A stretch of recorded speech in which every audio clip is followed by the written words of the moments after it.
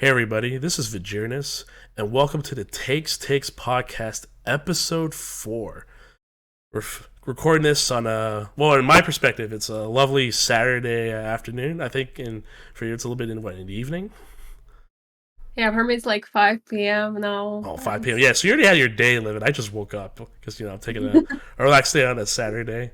So welcome to episode 4 of the Takes podcast, the podcast where we put the spotlight on chess streamers and get to hear about their chess journey. So far, you can find us on YouTube, which we're on recording on for YouTube in person, and you can catch us up on Spotify. And then moving forward, starting next week, I will have this on Apple.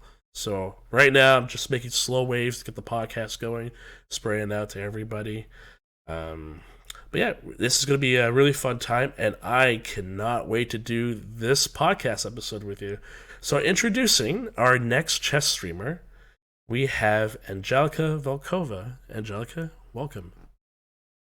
Thank you so much, Matthew, for inviting me. It is a pleasure always, to talk about chess journey, about streaming and everything. And welcome to the viewers, and hope you're going to enjoy this one. Yes, absolutely. Everyone's better enjoy. Or if they're not, just leave a comment. I'll reply to all of them anyway. So let's start off with your chess journey. How did it start? Well, I think it's started pretty much like to the majority of the streamers because, pandemic started. There were no tournaments to play, OTB, and we were like studying at home. We were doing everything at home, and suddenly I found out this Twitch. I didn't know about Twitch earlier. I knew that it was like kind of a streaming platform for some like PewPow, like Counter-Strike games and such things. Hey, Counter-Strike's one of the biggest games. I like how you did a little choo-choo, like yeah. But I had no idea that actually this chess was streamed there. And like then I found out some streamers like Botas Live, like also Anna Rodolfo streaming, I believe, and others awesome streamers, Crumbling, Nemo. And I thought like it would be a great actually, because I enjoy playing chess. I enjoy studying chess, and it would be nice to like kind of grow in some community. And at the same time, I lived in Germany at that moment. I mean, I still live in Germany, but my English was not really that spoken, even though it was my first language at the university. And I thought, okay, it would be a great opportunity, to improve my English. And I think if I look back on my first streams, my English was not that good as now. And actually, my English improved because of the streaming. I had a like C1, C2 level, but I didn't have so much speaking or talking experience to the people, and that's why with streaming it became better and better. And first it was like some kind of entertainment for me, like after studying days, just to have fun with friends to play chess. There was, I believe, also this Lichess Bundesliga, this quarantine Bundesliga. So you're telling me, and you can look right at Twitch chat or the viewers, that Twitch taught you how to speak English? Like, is that the? Are you gonna make that correlation? Are you gonna admit that right now on this podcast? Because of your viewers and your community, you've gotten better in English as a result. Yeah, for sure. Because in Germany, I live with my mom. We speak with her Ukrainian because we both come from Ukraine. And like when I go to university, I was always talking to in German, and also anywhere else. And basically, my English was only like in written form or like some chess lessons or something like this. It was not really that advanced. But I can really say that kind of my English improved very much because of the streaming, because I was doing it first like few days a week, then more and more and more. And yeah, I mean pronunciation for sure improved because earlier it was a little bit not So that great. how many times did you start off did you start off what, a few days a week? Was it for like an hour or 2 hours? And what type of, this is actually good that you're breaking this down, because for the chess streamers that want to get into this, I think the toughest part, even for me in the beginning, was kind of like the structure of how do I want to do my chess stream, because there's so many things you can do. You can do bullet chess, play arena tournaments, do puzzle rush or puzzle racer if you're on lead chess. Like, there's all these different ideas, but what's the roadmap that you could that slowly build like a community of chess players, which we're all trying to do as chess streamers? Yeah, first I was like just going live and I was telling my chess friends in real life that I'm streaming. I was doing like some English and German streams, so I was like doing it in different Oh, okay. languages. So I was like really trying to make it, for all people, whatever language you speak. And yeah, and then at some moment I got this idea, like maybe a few weeks when I was into this, that maybe once a week I should do some kind of episodes of Win or Dare. Uh, Unfortunately, I'm not doing it now because I don't know actually why. Because not so many streamers probably can already to do such things. Last time I think it was around 1 year ago I did it. So the concept was that I was playing with a girl, was my friend. She's also from Ukraine. We were playing chess match and like around 10 games. And if we lose one game, there were like a dares you could choose from. Oh my And chat, god. yes, and chat was helping to choose. The dare could be like from singing to a song, like dancing to like putting flour on your forehead. Like, Oh no! Don't give me ideas. Oh no! I'm not gonna. Oh Jesus! It's like a weird drinking game of chess. yeah, okay, we weren't actually alcohol was not involved there, but Of yeah, it course, of was. course. No alcohol with chess. We never will do that.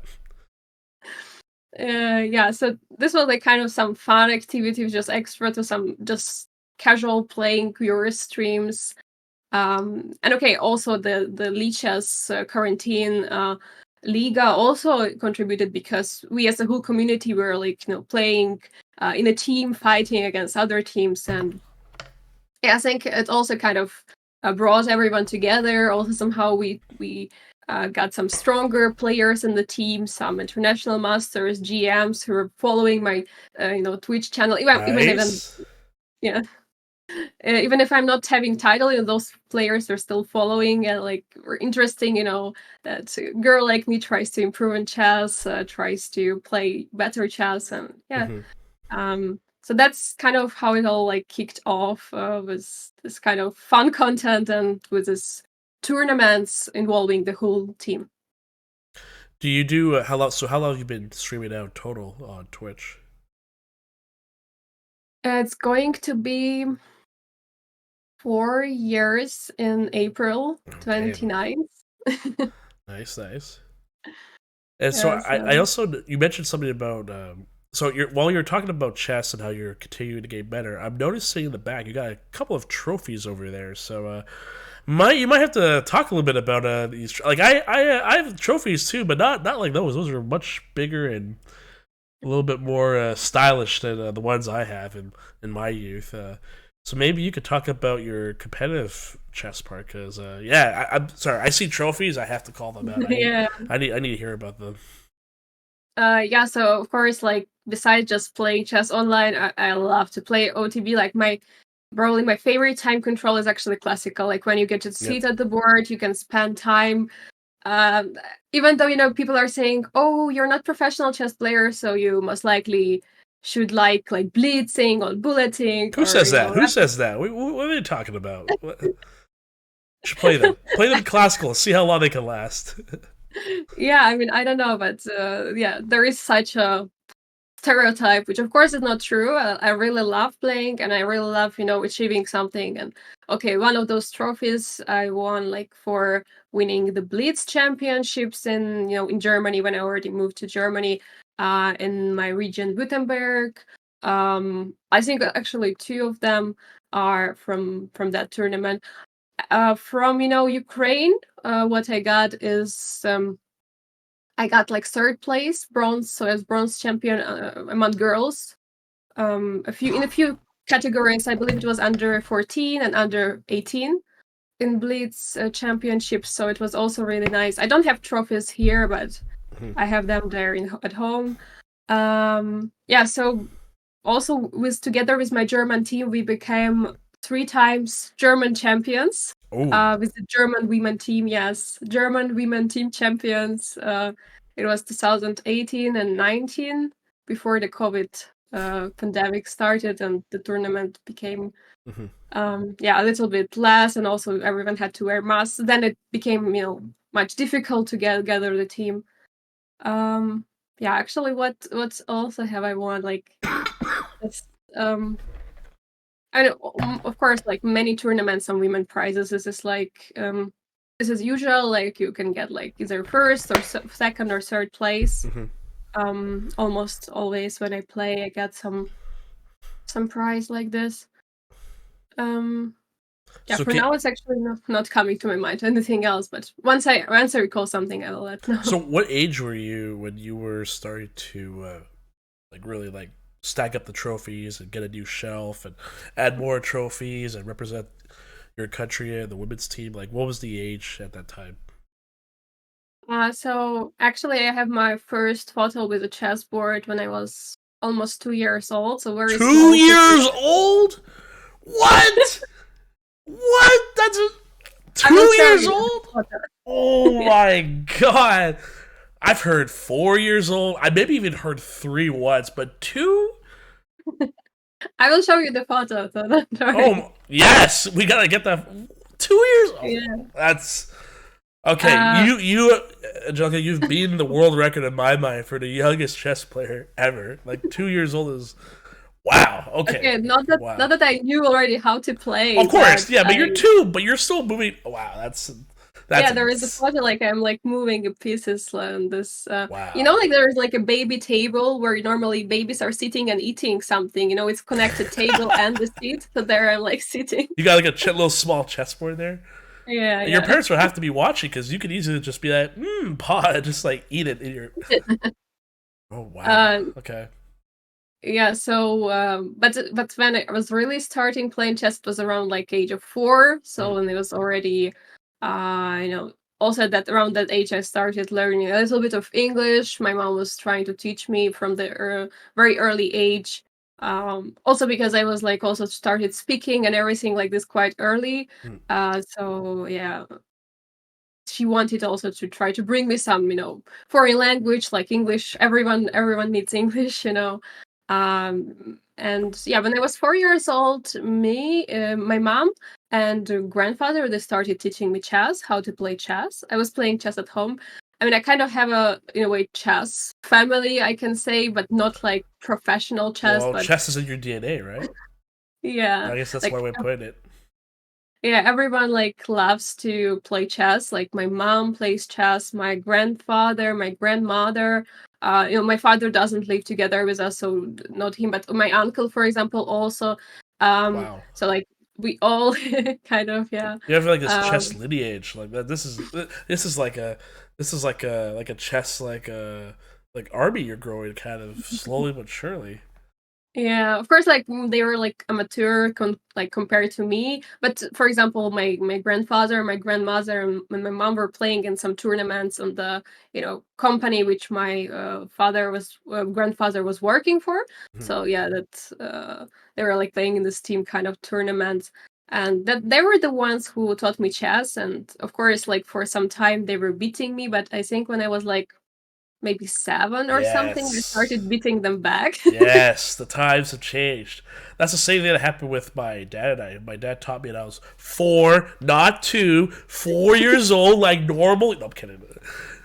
Yeah, it's all normal. Get your kid chess into chess is normal. But yeah, after around 6, that's when I started slowly beating him. And in the beginning, he would let me like win a game to build up my young small confidence, and But at 7, he couldn't beat me anymore. I was just blowing him off the board. I remember we had like a poster that we would write all the scores of like our battles, and I think like there was I think like at the end of like 7 years old, I had like 450 games ahead of him. Like it was something like yeah. I just played him. I never played online, or I didn't know online existed for a long time until I was like 11, 10 or 11. That was when everything changed. But yeah, so what you're saying, I'm like, yes, The that's how we're beast, supposed to do it. yeah, the beast, the small beast. Yeah, beat the parents at 7, and then that's when the road to chess really begins. Yeah, and okay, when I was like 5 years old, they brought me also to the chess club so that Well, I could have a coach and improve, obviously. So yeah, that's when I started playing tournaments. Like my first tournament was like when I was 5 years old, but it was like a town tournament, not a big one, but still. And okay, basically slowly from that moment I started to begin to, and more and more tournaments, and then I started playing like regional tournaments, and when I was over like maybe 10 or 12, I started playing the Ukrainian tournaments, national championships, like also team championship, team championship, sorry, Hmm. and the girl at that moment like under 12, 14 Ukrainian championships. Yeah, so but okay, there was like one really sad moment in my chess career. Like it was around, yeah, age like 7 till 10, where I was almost not improving at all because of my coach. Unfortunately, that's maybe happening many times when the coach is not so experienced and not so much interested Oh, so just to break it down, in. so your first coach was like your family, and Yeah, then around 7, that's when you got your first official coach from. Was it from the chess club that you were attending when I since was 5? 5 years old. So yes, so that was my first coach. We had like these groups of children coming there and studying, and I was the only girl, obviously. Like Yeah. it's just, Mhm. but yeah, and I was beating all those guys, and the problem was that I was not giving like some exercises to improve, but I was solving all the time the same level exercises for this few years, and I was always playing against the same players this year, so I'm not Yes. having anything I could reach for and improve, and that was just a still point where I was not improving. And then when my parents realized that something should be changed, and another chess player who was not actually coach before, he saw me, he was a national candidate master, and he was like, oh, wait, but she has to improve. You have to also work with her individually, not like in the group with the kids Yes. who she's Yes. beating. And that's when it started to improve for me. So this was my coach, with whom I actually have still now the contact. So he's a really great chess player, and Hmm. yeah. No, So that's very. I'm really glad you pointed out. And many, if any parents are listening to this or watching this, um, there's only a certain period of time. I would say like the ages of maybe say 4 till like maybe 14, where they are absorbing chess so much and they can improve so quickly within a short amount of time. And if you don't expose them to stronger players or do individual classes or make them teach them at least how to review the games, before without an engine, then with an engine, they're just going to be like they can plateau for like a year, and that year could be like 600 ELO difference like at that age. So it's always going to be a chess regret for us, especially if we're competitive players, that man, if we just utilize those couple of years, we could be like 2200 FIDE right now, or something like that. So no, I feel you when you say it. yeah, I mean the time is like the biggest resource which we have. Like okay, basically in every field, but also especially in chess, where it's connected with a brain activity. So not Mhm. it's not physical. Okay, it's also important to be in like good physical shape, in order to perform better. Because there have been so many accidents where like players were playing like a tournament and could lose like 10 kilograms per each because simply of the huge stress. Oh Like wow. I mean, like chess is one of the like I believe like after cycling and a few other sports, like one of the most demanding sport arts to lose energy. So like you really need a lot of it. Mhm. And yeah, if you're not in the good shape and you're having like 2 rounds per day, it's very difficult to cope up with. No, I agree. I still remember my days where I was playing classical, and I would just be like, I need to eat right after this game because this is like a 5 hour game, and we're at an end game, and I'm like, oh, this is. I gotta keep my energy up, or I'm gonna like miss something. I'm gonna blunder. I'm gonna lose all of this to like what, and that's so frustrating in chess. Like when you try not to think of how much time you're committing to a game, but you know that you just make one move and it's over. It's like it's a total like masochist like torture. Like Yeah, I don't know why we enjoy it though, but it's just one move can end all our plans and all our thinking, and it's we like love chess. We hate chess. We love it's a chess. We love hate hate. chess, Yeah, it's a love hate relationship. Jesus. and we love to hate it. Oh my god.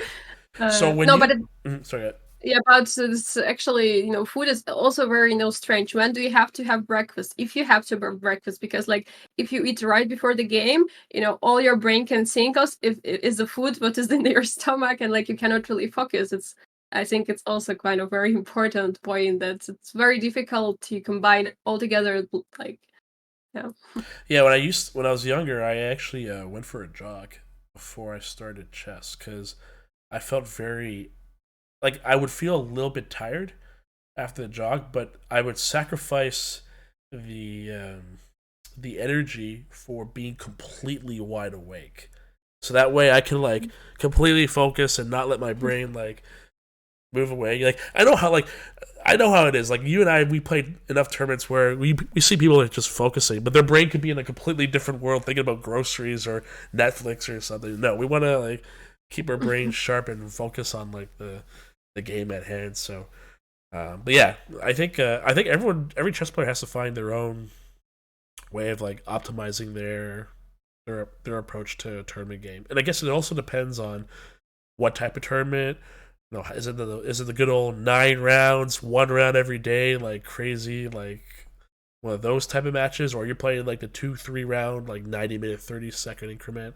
Like it Crazy. depends. Yeah, so much chess. Oh, Yeah. I want to ask you about this in tournaments. In Germany, I'm assuming the more dominant tournaments are classical still, right? Yeah, I mean, yeah, there are like most of the tournaments are classical. There are rapid and blitz tournaments. I'm actually also representative of women chess in the this region, Wittenberg, where I live, and that's why I also kind of involved into organizing the tournaments and Okay. into organizing. So there were like also some problems with this tournaments because I started it like I started having this position like since 2022, and before there was like big problems. I realized there were like almost no or very little rapid and blitz tournament for women, and there should be at least one yearly, and we didn't have any since 2019. So I started to Oh also wow. organize it, and yeah. So you're a tournament director too, while also a chess professional. Yeah, exactly. So, Mhm. but it's more like it's working for this federation of ours. So it's like it's volunteer work. Yeah. So I'm not getting anything paid for it. I'm just, of course, like the funds are going to the tournament from the federation, but I have to do all this organizational work, which is pretty tough. But I'm Mhm. trying. No, that makes sense. So, do you feel like rapid, like for so, example, for Toronto, which we have a pretty decent chess scene, we're starting to see more rapid tournaments. Um, Even Blitz is slowly starting to creep up now, like the 3 minutes, 2 second increment Blitz timer. But for rapid, it's usually 15-10, and I think, and Mark and I, international master like Mark Pocket and I, we spoke about this in the first podcast where we felt that because everyone doesn't really want to spend 3 days minimum of playing chess, they just want to do it in one day. That they'd rather just go on like a Saturday, Sunday, go to a rapid tournament, still play for their CFC or FIDE rating. So CFC, that's our national rating, Mhm. and now they have the rest of the day to do something and not have to take Friday, Saturday, Sunday minimum to play a tournament. So I'm curious if that's happening in Germany or that's Germany's still mostly going to be dominant for classical games and will stay that way. Of course, people are working, people have families, especially if we're talking about women chess. Women also cannot leave their families for so long. So, also that's why the tournaments are being adapted to that, even classical ones. I mean, regarding there are also rapid and blitz tournament, but I'm playing this championships tournaments, not like open rapid or blitz. Like when there is some championship that I'm going because I'm fighting for some kind of a title. Yep. To become like last year I became like rapid and blitz. I said before that I was winning blitz, but also rapid Baden-Württemberg's women champion. Oh, okay. So yeah, I actually like when there is like it's about the title. Um, but yeah, I feel like the people don't have enough time for this hobby when they're because majority of the chess players are just amateurs, rated like under 1,500 or something. and not like a top players who are like trying like really to improve and are going to focus on this on like for like to make career out of it or anything like this. And they really just would take some Saturday and Sunday like to chill, to come to some rapid end-based tournament. Mm-hmm. And that's why also this classical tournaments have been adjusted. There are quite a few 5-round tournaments where are coming at this Friday afternoon. You're playing the first round, then you're having the double round on the Saturday and Sunday. That's actually how the similar, not the same, but similar to this works the women team German championship, where I'm participating and I'm organizing our team with them. You wearing a lot of hats, Angelika. Yeah. Have a lot to do. But my problem is that the players who I have to gather, they all have kids, they have family, and it's not so easy for them to bring them, for like 9-day tournaments. So that's why they're doing these 5 rounds. We are starting not on Friday, but on Thursday afternoon. We have 1 round on Thursday. We have 1 round on Friday. 2 rounds on Friday, 2 rounds on Saturday, and 1 round on Sunday, and then we're going home. So that the kids are not missing their mothers so much. And, oh my god, that's so much. Even for me, that's so much chess now. Like, no, I love it. I love it. I actually wanted to take a step back and talk a little bit about coaching because, like you mentioned a little bit about your first coach and how you started off and then it kind of plateaued. What did the second coach, and you could give a shout out to him, absolutely, and so everyone can hear this. Because I'm assuming he's still coaching and he's still trying to, or maybe he's full of students, but maybe he'll take more. But what was the big difference in his coaching style that really started making you like get towards like the strength you are now? So of course, huge shout out to my ex-coach who are actually still in the contact. His name is Alexander Martian. He's still coaching. He's doing like online lessons, but already for some time we're not being coaching because for different reasons I moved away and also had some other coach, but we're still in a very good relationship. But it's always, it's a pleasure, to recalling those times when he was the first one who was like coaching me and who was really, focused on my improvement. And I think psychologically it's very important for the kid if you're having this individual lesson, because with the previous coach it was always like the group lesson and like you were not really important, but with him it was that I was really important. He immediately changed my playing style. I remember that I was playing for a couple of years 1e4. He said, okay, you play 1d4. Oh, wow. He switched you right away to d4? Yeah, so he said this is more fitting to, and I still play 1d4 till now, so you can see how it worked out. So that's interesting. What may I ask why? Like from a chess coach perspective, I'm curious why he immediately identified. Like, what age were you when you switched to d4?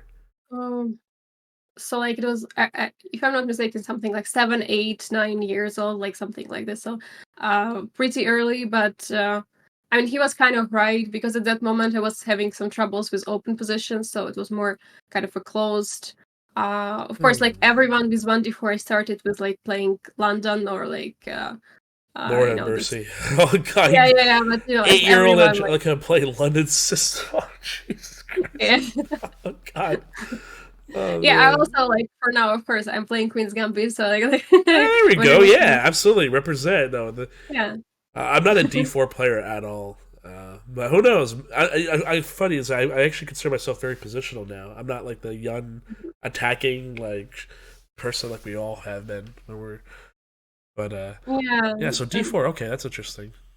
Yeah, that was pretty interesting because as I always, when someone asks me like, so like you play D4 now, like do you know 1d4? I mean, like I kind of know it because of the player or the games of the top players, and also because like I'm working, on analyzing the lines for my chessable courses, and I should know also this. So that's why I also know some way E4, but not playing myself. And it was very interesting that I actually have almost no experience with 1e4 playing with white. So wow. I was trying to Wow. play for fun, of course, like if I try to play for fun some bleeds, I'm playing some moves, okay, it works out, I'm winning, I'm losing, but like Yeah, like I'm uh, trying to. So I'm just imagining from a coach perspective because I've never personally told a student, and I do coaching too, to switch to like a completely different line. At least not yet. I usually find that they're like kind of blundering or something, and I'm trying to fix their blunders and get a little bit stronger in this opening, so that way they don't have to worry about opening blunders. They can focus more on mid game blunders, which happens more and more.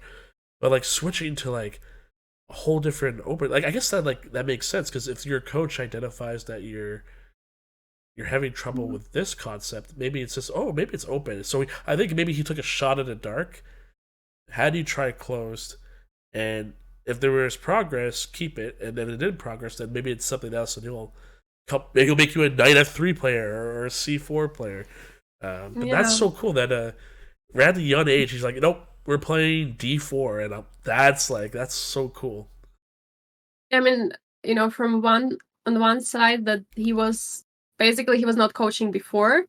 I was his first student and his first like experiment in Oh, that way. But I think experiment, guinea pig. first project.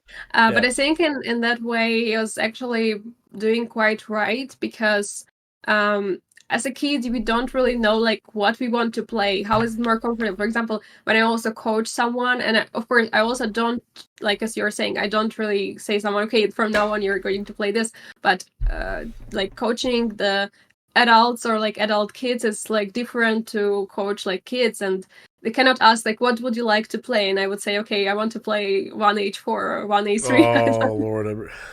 Okay. Of course it's a joke, but like and even though it sometimes maybe it doesn't work out, you can always fix that mistake, so you can always go back if you feel something doesn't work. But it really worked for me, and I'm really glad that I played 1d4 for all this time and is still playing. Of course, in a different, always, you change it because, okay, first I was, as a beginner, I'm really, not that I was a little bit scared, but probably my coach was a bit scared that I will go, all these complicated lines in Queen's Gambit. So I had to play more solid London. It's like pretty solid for the beginners because you have like boring, similar structures all the Yeah. time. Oh, D4, D5, Yeah, C4, Knight you can C3, remove bit. all the moves. Oh man, like that's why I guess that's the only reason why I just can't play D4 because they all look so similar. It's just like, is your pawn on E3 or not? Is your bishop on D2 or G4 or G5 or F4? Like is your knight on C or F3 or knight G2? Like that's just, they all look the same to me. Well, at least E4 is like, to me, it's like you want to win. D4 is like, let's just play for, like, that's the way I see it. Let's play for a draw. Even though, like, it's not obviously a draw for white. You're always It's trying to play because for the you win. don't have my chessable course 1d4 for ambitious chess improvers. Advertisement time. Yeah, no, do it, all 100%. Actually, you know what? Okay, what is the top, okay, so all the E4 players are watching right now. The ones that are like 1100 to like, 1700. How would you convince them? What is the give me 5 reasons why they should become a D4 player instead of an E4 player?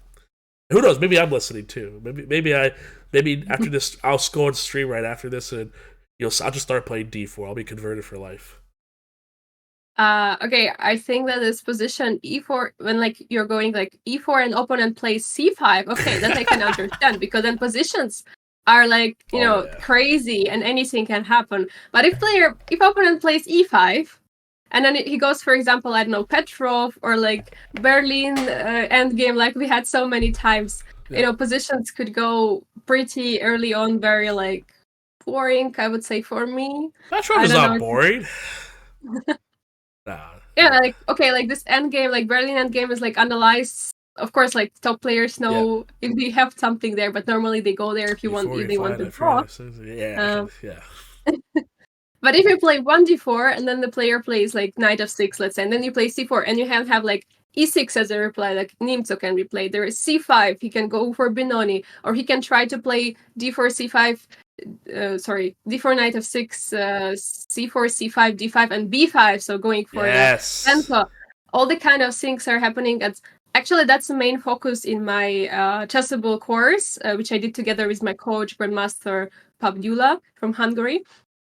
That actually, in the repertoire, we are focused on the different positions. So in some positions, we have approach that we are trading the queens early, but we have advantage, for example, of two bishops, of pair of bishops, or better pawn structure. Sometimes we are playing for this h5, h4 idea when there are some like fianchetto on the king side in some openings. So it's a very different, positions and very different approach. And okay, I cannot say that like 1e4, e5 is bad, because like everyone is playing this, but also 1d4 is played by top players as well. And okay, now currently is also c4 and like knight f3, all these kind of variations. Like for example, what Vincent is always doing with the openings, it's actually really exciting. When he's playing some knight f3 and then later he transposes maybe to c4 line, maybe he doesn't play it, maybe he plays d4. Maybe Catalan. It's like, I mean, it's very exciting, but it's very as a classical player, it's like, it's like you're playing on like a boat that's like moving up and down. Like, it's solid, but it doesn't feel so solid. Yeah, I just think that because currently we're working on the black repertoire, and we're actually working on 1e4, e5 response from black, and that's why I kind of feel that with that response, black could be kind of solid against white. So that's why I, in a way, see that. Of course, if c5 is played craziness starts, you don't know what Sicilian they will play, Najdorf or Dragon or whatever. Well, no, just be like me and play Maroczy Bind.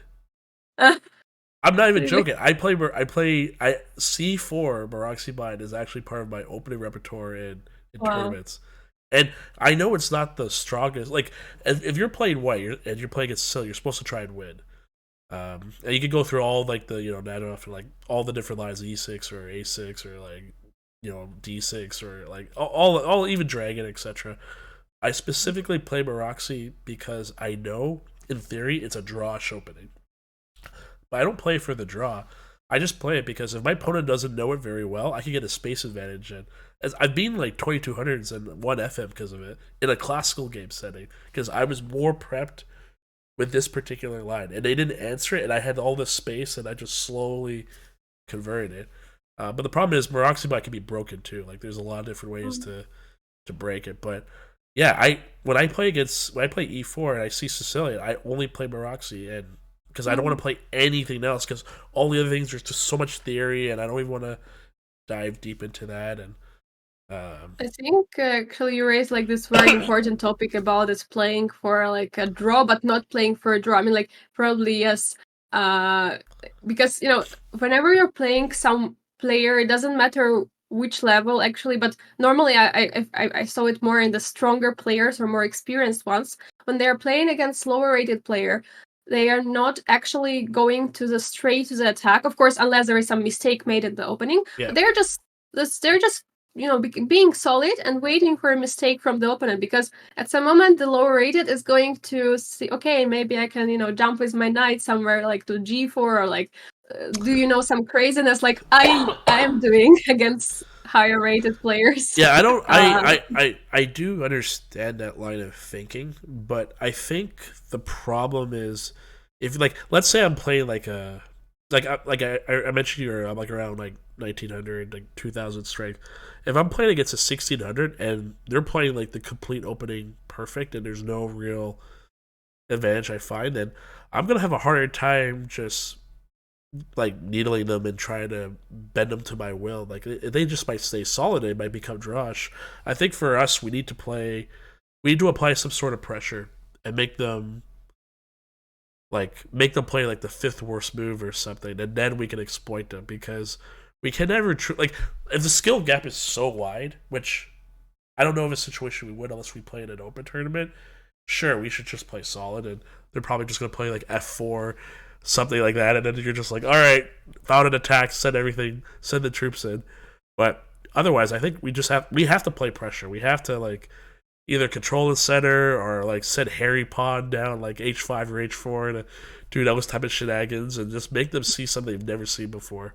Or else they'll start sacking pieces against us, and now we have to be like, oh crap, I know I'm winning, but there's like 6 attackers on my king.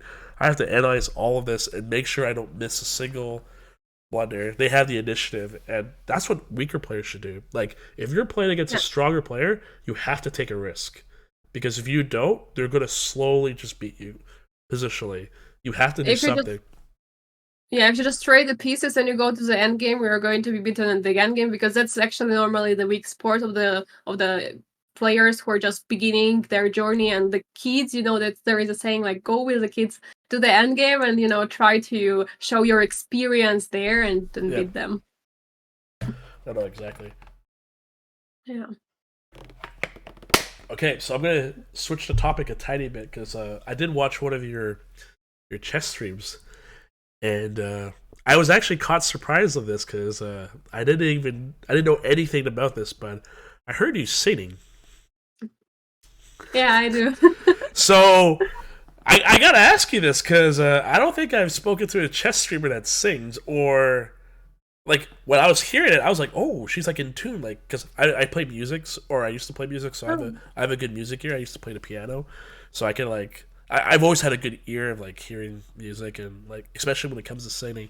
And I'm listening to you, and I'm like, damn, like she's like perfect pitch, like you had to sing it with a slight accent, but it was like really cool, like to hear it. And I'm like, I noted it. I made a note here. I'm like, okay, ask you about singing, like how that, like what's the origin of that? Do you do it? Are you a professional? Do you do it for fun? How does that relate to your chess? Do you, if it does relate to it, like maybe it's for your streamers, or maybe it's like one of those like they get enough channel points you have to sing like a whole song to them. Hey, that might be an idea, chat. But yeah, I had to bring it up because I just completely ran into you like doing this little like I'm not gonna try because I'm sick and my voice is terrible, but like this little like humming melody. First of all, thank you because I'm actually not, a musician or anything. Like I'm amateur, so it's really, nice to hear some nice words from someone who is actually really, you're playing instrument, right? Or like I you're used to play singing the or piano. Like that was yeah, my I big assume thing. said yes. Yeah, So when I started chess, I started piano at the same time, which is weird. mm, I think it has this weird connection. I find a lot of maybe chess we have players. similar connection. Yeah, I think so.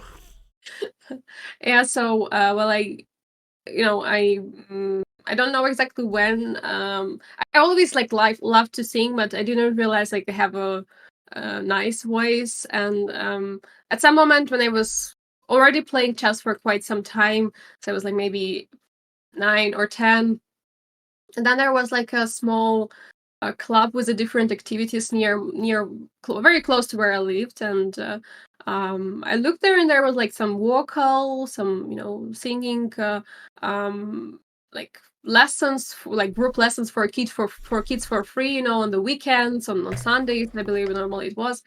And okay, I went there and we were like singing some songs together, just nothing special, like not in the musical school, like when you're teaching it so much and so hard. Yeah. I know that like so many friends of mine who has like spent so many years, in musical schools. That's like very, very tough experience. Like it lasts like years, I don't know, like 7, 8 years.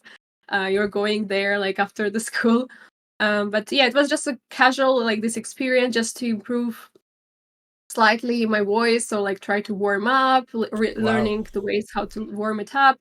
And okay, like a few years later, when I was like maybe 14, in my school in gymnasium where I was going to, they also heard that I kind of have a nice voice. We had this subject at the school, music, so we were like singing a little bit, and this music teacher said that I could sing on some of the school tournaments. Just good. Yeah, So no, yeah. school concerts. Yeah, and I was like, I was a little bit scared, of the stage. You always kind of have this stage pride, like It, yeah, it it's is. It's like a huge fear in the world. Actually, I could talk about that later, but no, continue. yeah. But since there was like on the stage these huge projectors which are looking into your eyes, you don't really understand that in front of you are like hundreds of people sitting in the hall. So it was kind of easier because of this projector pointing at us. And we were also having a lot of, preparation, like many hours of preparing for some songs. And I've been singing to some concerts like this, sometimes also some town concerts for like, we had like this also for like, there was a community for disabled people, and we had like some holidays we were celebrating together, and I was singing sometimes there some English, Ukrainian songs, so it was really nice. And yeah, that's actually when when I started streaming and playing chess, and when we had this win or dare episodes when I had to sing, everyone loved it because I sang nice. And okay, I was a little bit afraid because I don't know how people can hear it, from the other side. I listened to myself, like, okay, it's not that bad, if I prepare some songs. Yeah. But yeah, and then that's how I started it, and mainly now, how it's happening on my streams, it's when I'm bored with the chess, and if there's like hype train. Chess is never bored. We are never bored with chess ever. We can play 16 hours of chess like Grandmaster Hikaru Nakamura and just like keep going. Yeah, I get Yes, it. edit out. I never said this. God, it's gone. It's gone. Yeah, I'm joking. Yeah, but yeah. So whenever like I feel like I don't want to play chess, or like I'm losing, and like I don't want, because we always have these times. Oh, like how could I lose this game? It was completely winning. Like, and then I'm losing like these few games in a row, and then or for example, if there is like a hype train, huge support from the community, and then where like the party begins, like before there was like a chess party, we had chess tournament, chess arena, or Chess playing party. Euros. Yeah, and then we're starting this karaoke party. I've been doing like Did you chess say karaoke a few karaoke times. party? Karaoke party, yes. So like when I'm Oh. singing, yeah. Oh no, I'm part Filipino, so I know everything about karaoke. No, like I'm switching on basically the karaoke song and sing karaoke's version of the song, and I'm just singing to it. And the most important is that this music is not coming to my watts. That's the most important. So like, yeah, I just have this, my music is not going into the watts, but in the watts when you listen to my streams, I'm just singing without the music, which sounds a little bit funny, but yeah, the main point is that to have fun, to make people smile. Also, like my mom and my grandmother, they are watching my streams, not like all the way, but they do watch. And many times my mom was like, "Oh, I was like watching your stream when you were singing, and I couldn't stop smiling," and like because it was like Oh, really that's cool. That's yeah. cool. Of course, if I'm not singing some sad songs, which I sometimes do. So wait, hold on. Let me. If you became a singing streamer instead of a chess streamer, maybe everything might go like 5x more in popularity. You never know. I feel like the people who are streaming this music, or like playing guitar, or piano, like or something, and singing, or playing the instrument, and doing this really music content on Twitch, they're kind of professionals in this, and Yeah. I'm not the one. So I think it's also pretty tough to compete in that. But I think it's a good, uniqueness for me as a chess like streamer, chess personality, that I have this special skill. And I actually been thinking, to use it on some of the tournaments where I'm working like as a host, interviewer, a commentator, that I could actually once, just sing at the opening ceremony or something like this. That's my Oh goal for now. wow. Yeah. Wow. So you got the chess professional, tournament director, organizer hat. Works with the national committee for like your country, and also you're gonna be like the first person to say like the national anthem or something like that. Oh, or damn. Okay, like not, probably not like anthem, but I know some song, like I don't know. Okay. Like you're simply the best or something like this, Well, on the tournament. you know Or we what's are gonna the happen. champion. You know what's gonna happen in a few minutes, right? I have to ask what your favorite Ukrainian song, and what's your favorite English song? Oh, in Ukraine, it's pretty difficult. I mean, I have like this very like my favorite band is like it's Ukrainian Okean Elzy, which is called like Ocean Elzy translated. It's a band. They have many different songs. of course, like I loved many of our Eurovision experiences. Like there was like from the funniest one was Verka Serduchka, if you know, like she's like or she or he. It's actually a man who is wearing a women costume and he's singing all these like Oh funny my songs god. and Yeah, unfortunately, I'm not too familiar with Eurovision. Like, yeah, but okay, it's like basically this song didn't win, but it was second place. But everyone knows this song because of this Eurovision, because you know in Europe everyone was watching it and they know it. But also, you know, recently this Stefania, the song won Eurovision like 2022 was also pretty nice. But I cannot really say that the favorite Ukrainian song very very hard.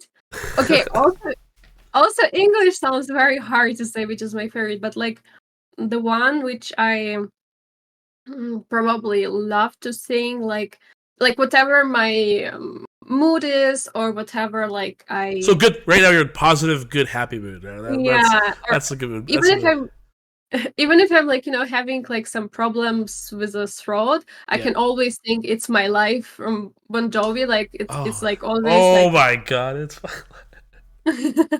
yes, and I can like do some ABBA songs. Like I don't know, I love ABBA songs, even though they're like it's not something what I should love because I'm like not that old. But I really love you know, and Mamma Mia is one of also my Mamma favorite songs mia. which I've seen. Mamma mia. Here I go again, my, Oh my how god. can I resist you? Okay, this is my wow. Okay, oh, we're gonna get to that in a second, but this is my hot take, and this might blow your mind away. But I would trade my entire chess ability to sing. Really? I really would.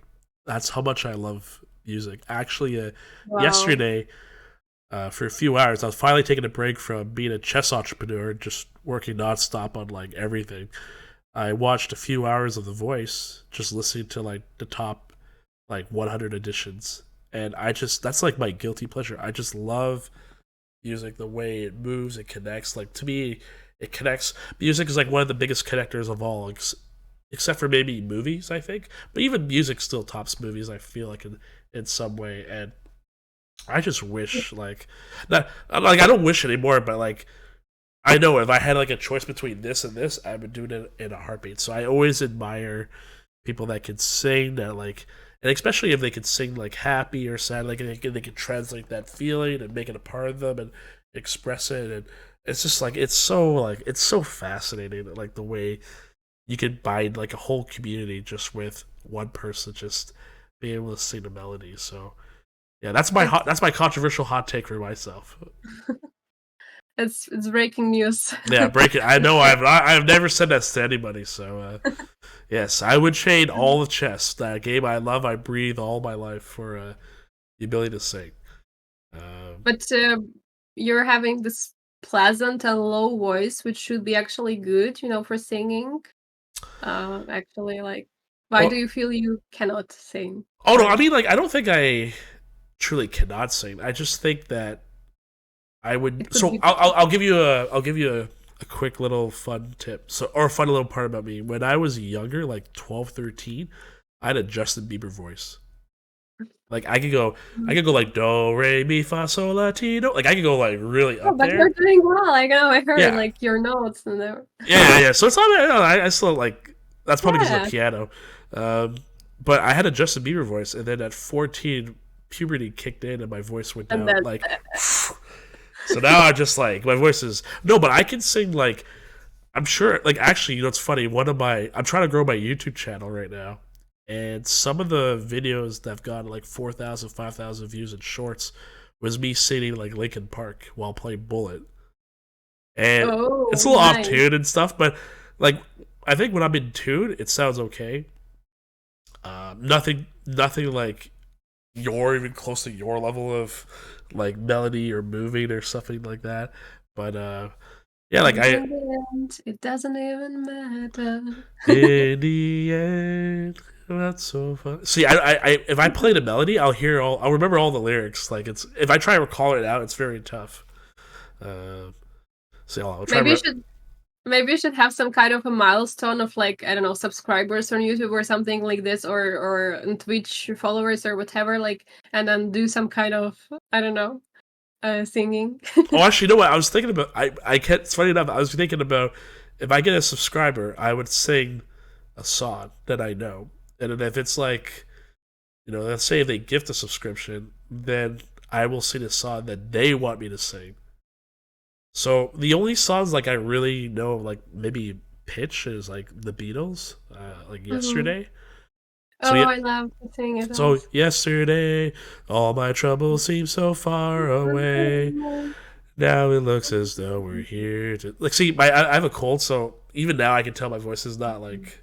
But I can. That's actually one song I can actually do decently. Like it's like suddenly all my troubles seem so far away.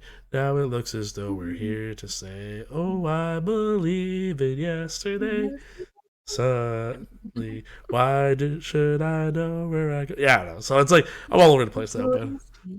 Oh no! Are we gonna sit and do it? Are we gonna do the first takes podcast duet? Are you gonna pick a song that I know very well and like? Actually, do you like Linkin Park? Now that I think about it, because is that Yeah, I love thinking. I love Beatles also, like also Let It Be or some.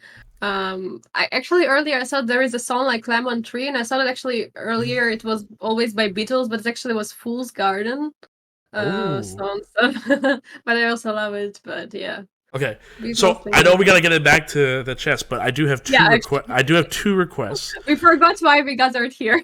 Oh no, I still remember. I still remember because you connected your chess to your city. That's why I was like, I have to bring it up. Um, so I know a good friend of mine. He would love to hear you sing like Bon Jovi because he sings that song himself too. But I would love for you to sing a Ukrainian song first, something that you enjoy that you feel very dear, and um, I'll let you kind of let you take it away. Well, if you're comfortable, of course. You don't have to, but uh, it would be a pleasure to hear So now to sing, yes, the part of the song. any part, whatever. Even it could be 5 seconds, 10 seconds, a minute. I'll leave it towards you. I'll make sure I'll stop coughing because damn this coughing I have. But yeah, Okay. like Ukrainian song and then Bon Jovi because I know I got a few viewers that are gonna be like they're gonna be like going like this when you're singing. Okay. So the Ukrainian song is like a kind of a traditional song, but it's actually currently have been more popular because of the Russian aggression in Ukraine, and the song has been sung many times. A lot of like in a different ways. Maybe some people know it, but okay, Ukrainians all know it. So Yeah, I'm gonna mute myself because I don't want to risk okay. coughing. I'm so I'll mute myself for your song and then the second song. Okay. Ой, у лузі червона калина похилилася.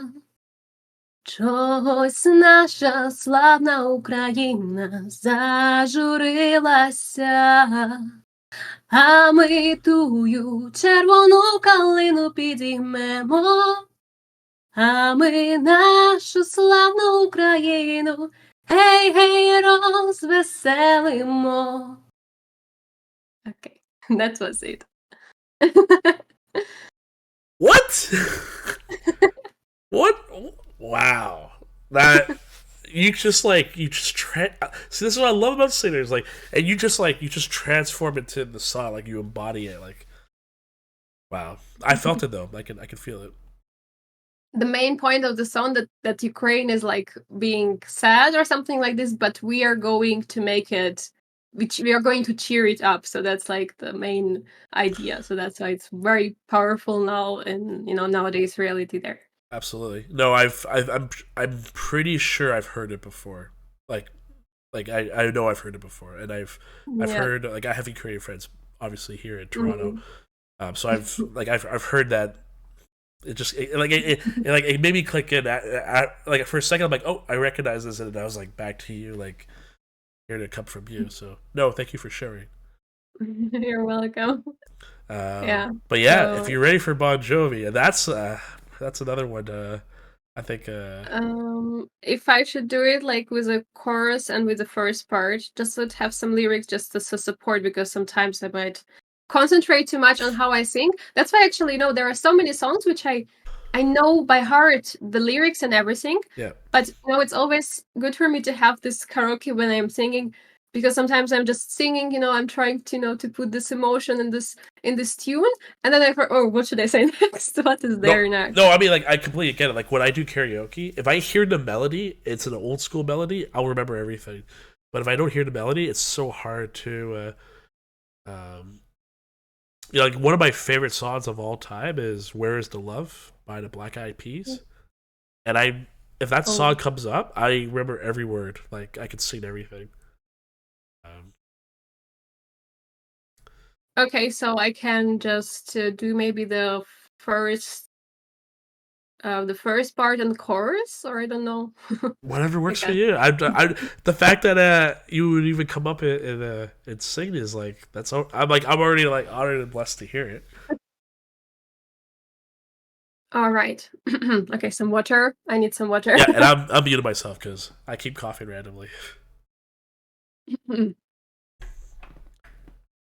This ain't a song for the broken hearted. No silent prayer for the face departed. I ain't gonna be just a faith in the crowd. You're gonna hear my voice when I shout it out loud. It's my life, and it's now or never. I ain't gonna live forever. I just wanna live while I'm alive. It's my life, my heart is like an open highway. Like Frankie said, I need it my way. I just wanna live while I'm alive. 'Cause it's my life. It's our life. It's what did I just hear? That was crazy! Oh my goodness! Oh my god! Oh man, that was so amazing! Thank you. You just let that, like I said, like you just like, and you're like, just boom, you get it out there. Like, that was awesome. That was a wow. Yeah, we should end this right now. I'm kidding. No, we're not ending this now. No, that was a treat. When did you discover that you knew how to sing? Like, what was the key moment? Or was it like that your parents tell you that you knew how to sing? Like, what was the? Yeah, like my mom told me like that she loves how I sing, and I also heard like that my mom had like this voice that she could also sing, but from like my family, I think where I could, you know, if we can say that genetically this voice is something which I could get, is from my great grandmother, but I didn't, you know, I never saw her live. So, but she was actually a lot singing a lot in some chorus together, like some traditional Ukrainian songs. Yep. Of course, Ukrainian songs, because you know back then she didn't know English or anything like this. So but she actually had very very beautiful voice. Unfortunately I could never hear it, but my mom and you know my grandmother are saying that maybe that's why I also can sing so well. Of course our like voices are different, as they say, but still beautiful. And I was giving you know some also advices on my way when I was like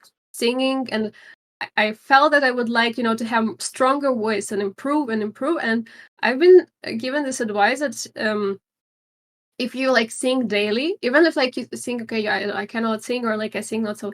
If you sing daily and you know try to warm up your voice. Unfortunately, I didn't warm up before because I didn't know that I would sing on the podcast. Maybe it would be better. You did fine. Like no, like I'm. You know, you did well. Both sides. Like I felt the energy and forcefulness from the second song, and obviously I felt like the resonating resilience of the first song. Like that you channeled it very well. I felt it, and I'm sure everyone's gonna, if they have a brain or a heart, they can feel it too. Yeah, and well, okay, there are some people who are coming to the stream and like, okay, where is the chess? Why are you streaming? And I'm showing them, please look here. Here is the chess. Here is. Okay, I'm joking, but of course, like sometimes it's just a break from a stream, but sometimes it's already lasting for a few like songs, and then I cannot even stop, and then we're going more and more into it. But yeah, about like this.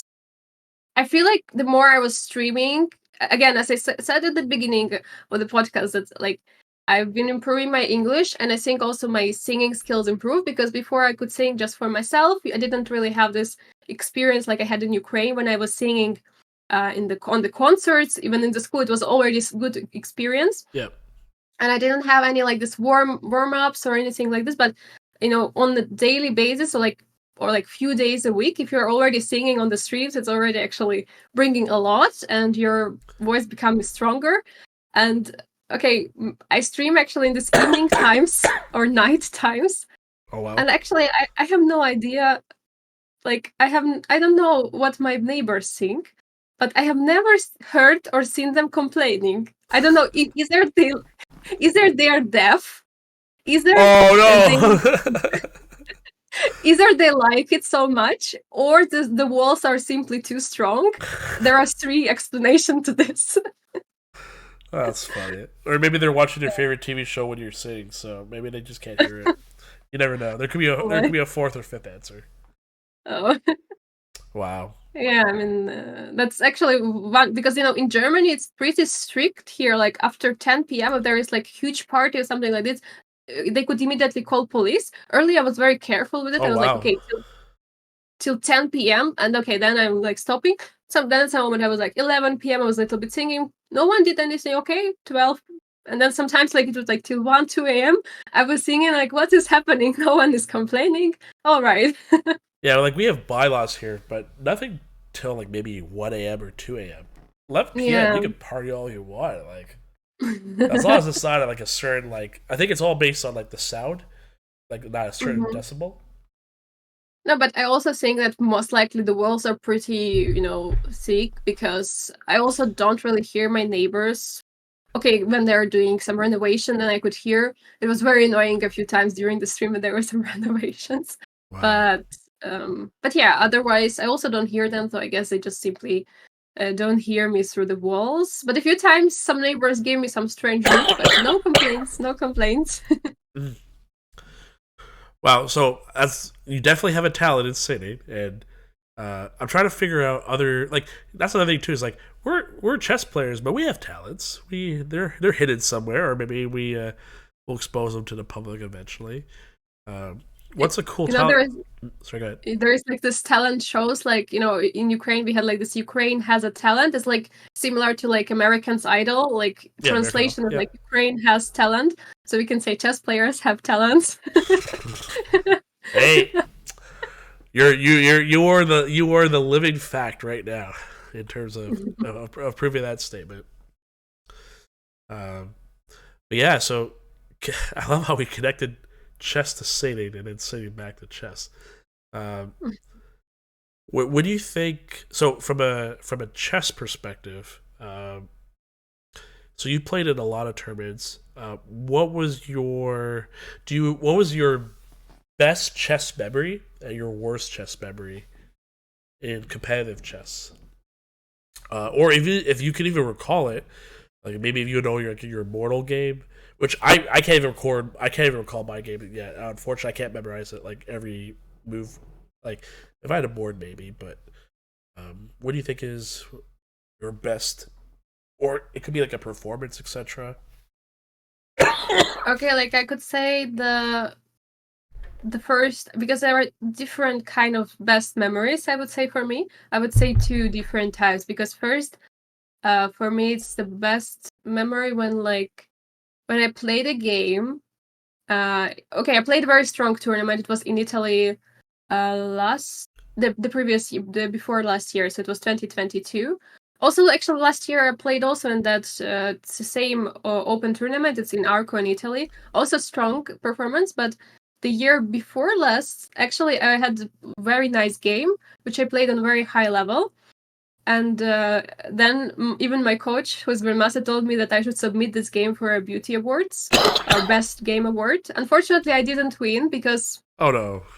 they picked the other game, which was actually full preparation. So the other game, it was like actually played like in 10 minutes, and just some beautiful sacrifices and all the prep. victory for All prep. yeah.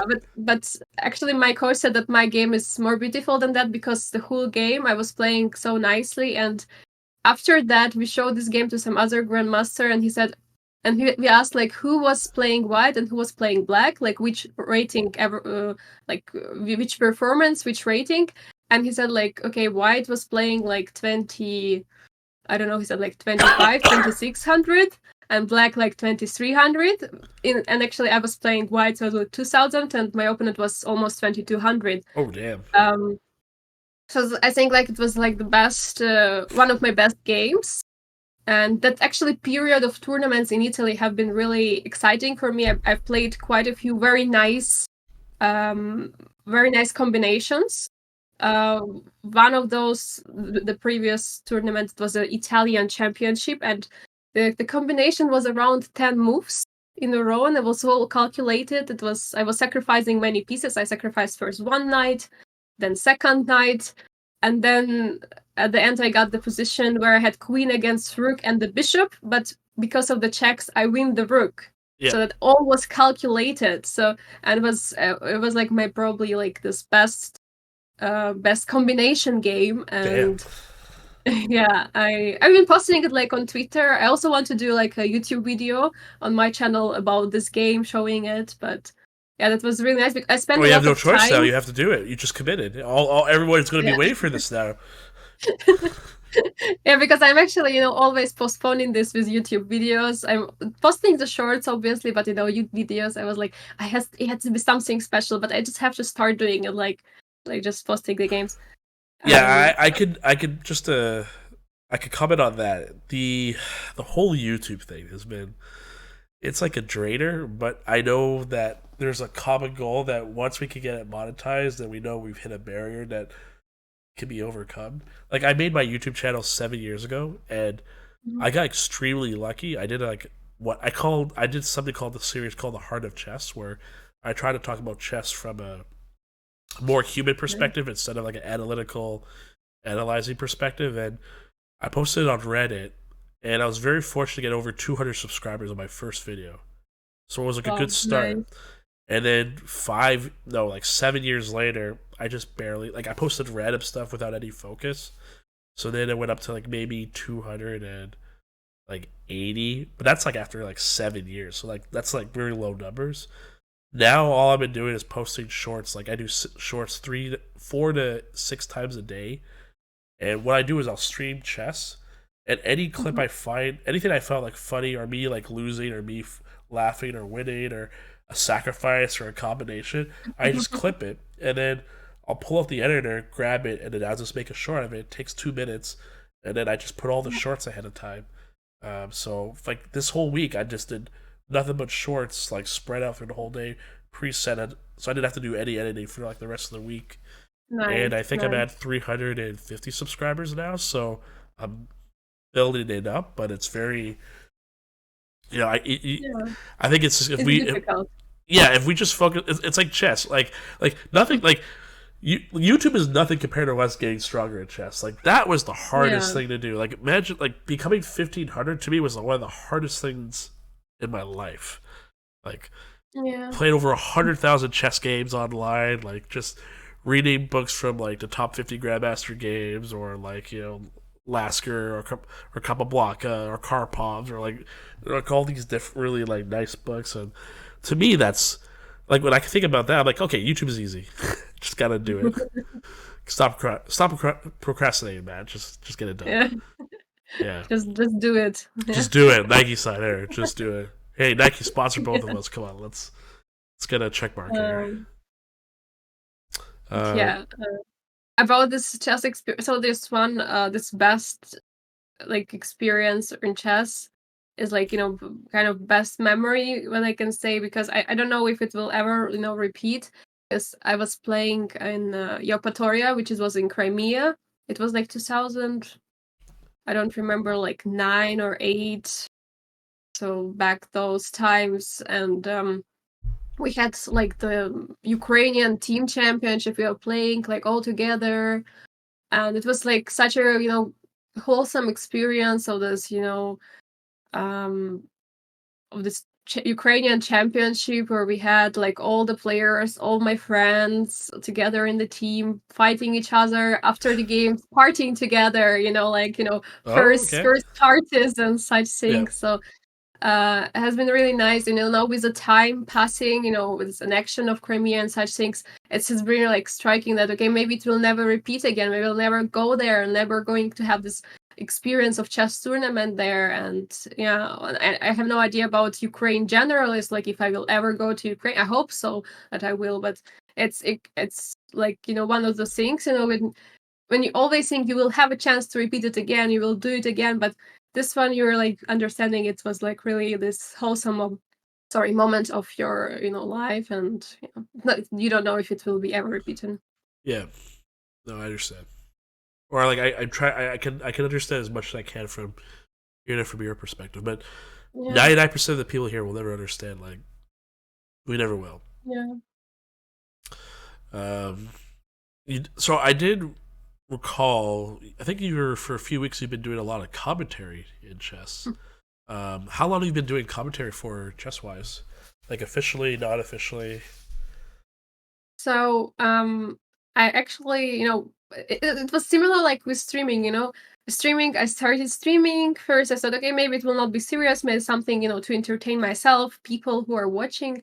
And then it became somehow serious, more serious. And then after I've been streaming for like almost a year, I would say, or like half a year, when it already became serious. I already had a community, we already had a team, we were playing the tournaments, I was having subscribers on Twitch and so on and so on.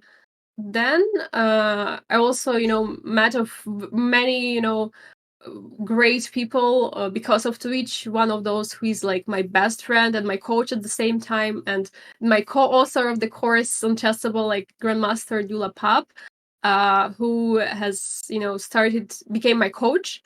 And then I just said to him that maybe we could do some. We also did some streams together, Nice. and I said maybe we could do some commentary. It was, I believe, some speed chess championship or some this champions chess tour, some kind of edition. Oh, that's in I Toronto. remember. Yeah, I remember it was like Airsings Masters or something like this. And we did it like on my channel, so it was like Yeah. unofficial. It was like on my channel. I did like this cool layout. Like I put like the board. I put the standings. I put the results. My video, his video. No, I tried to make it like looking very nice. Yeah.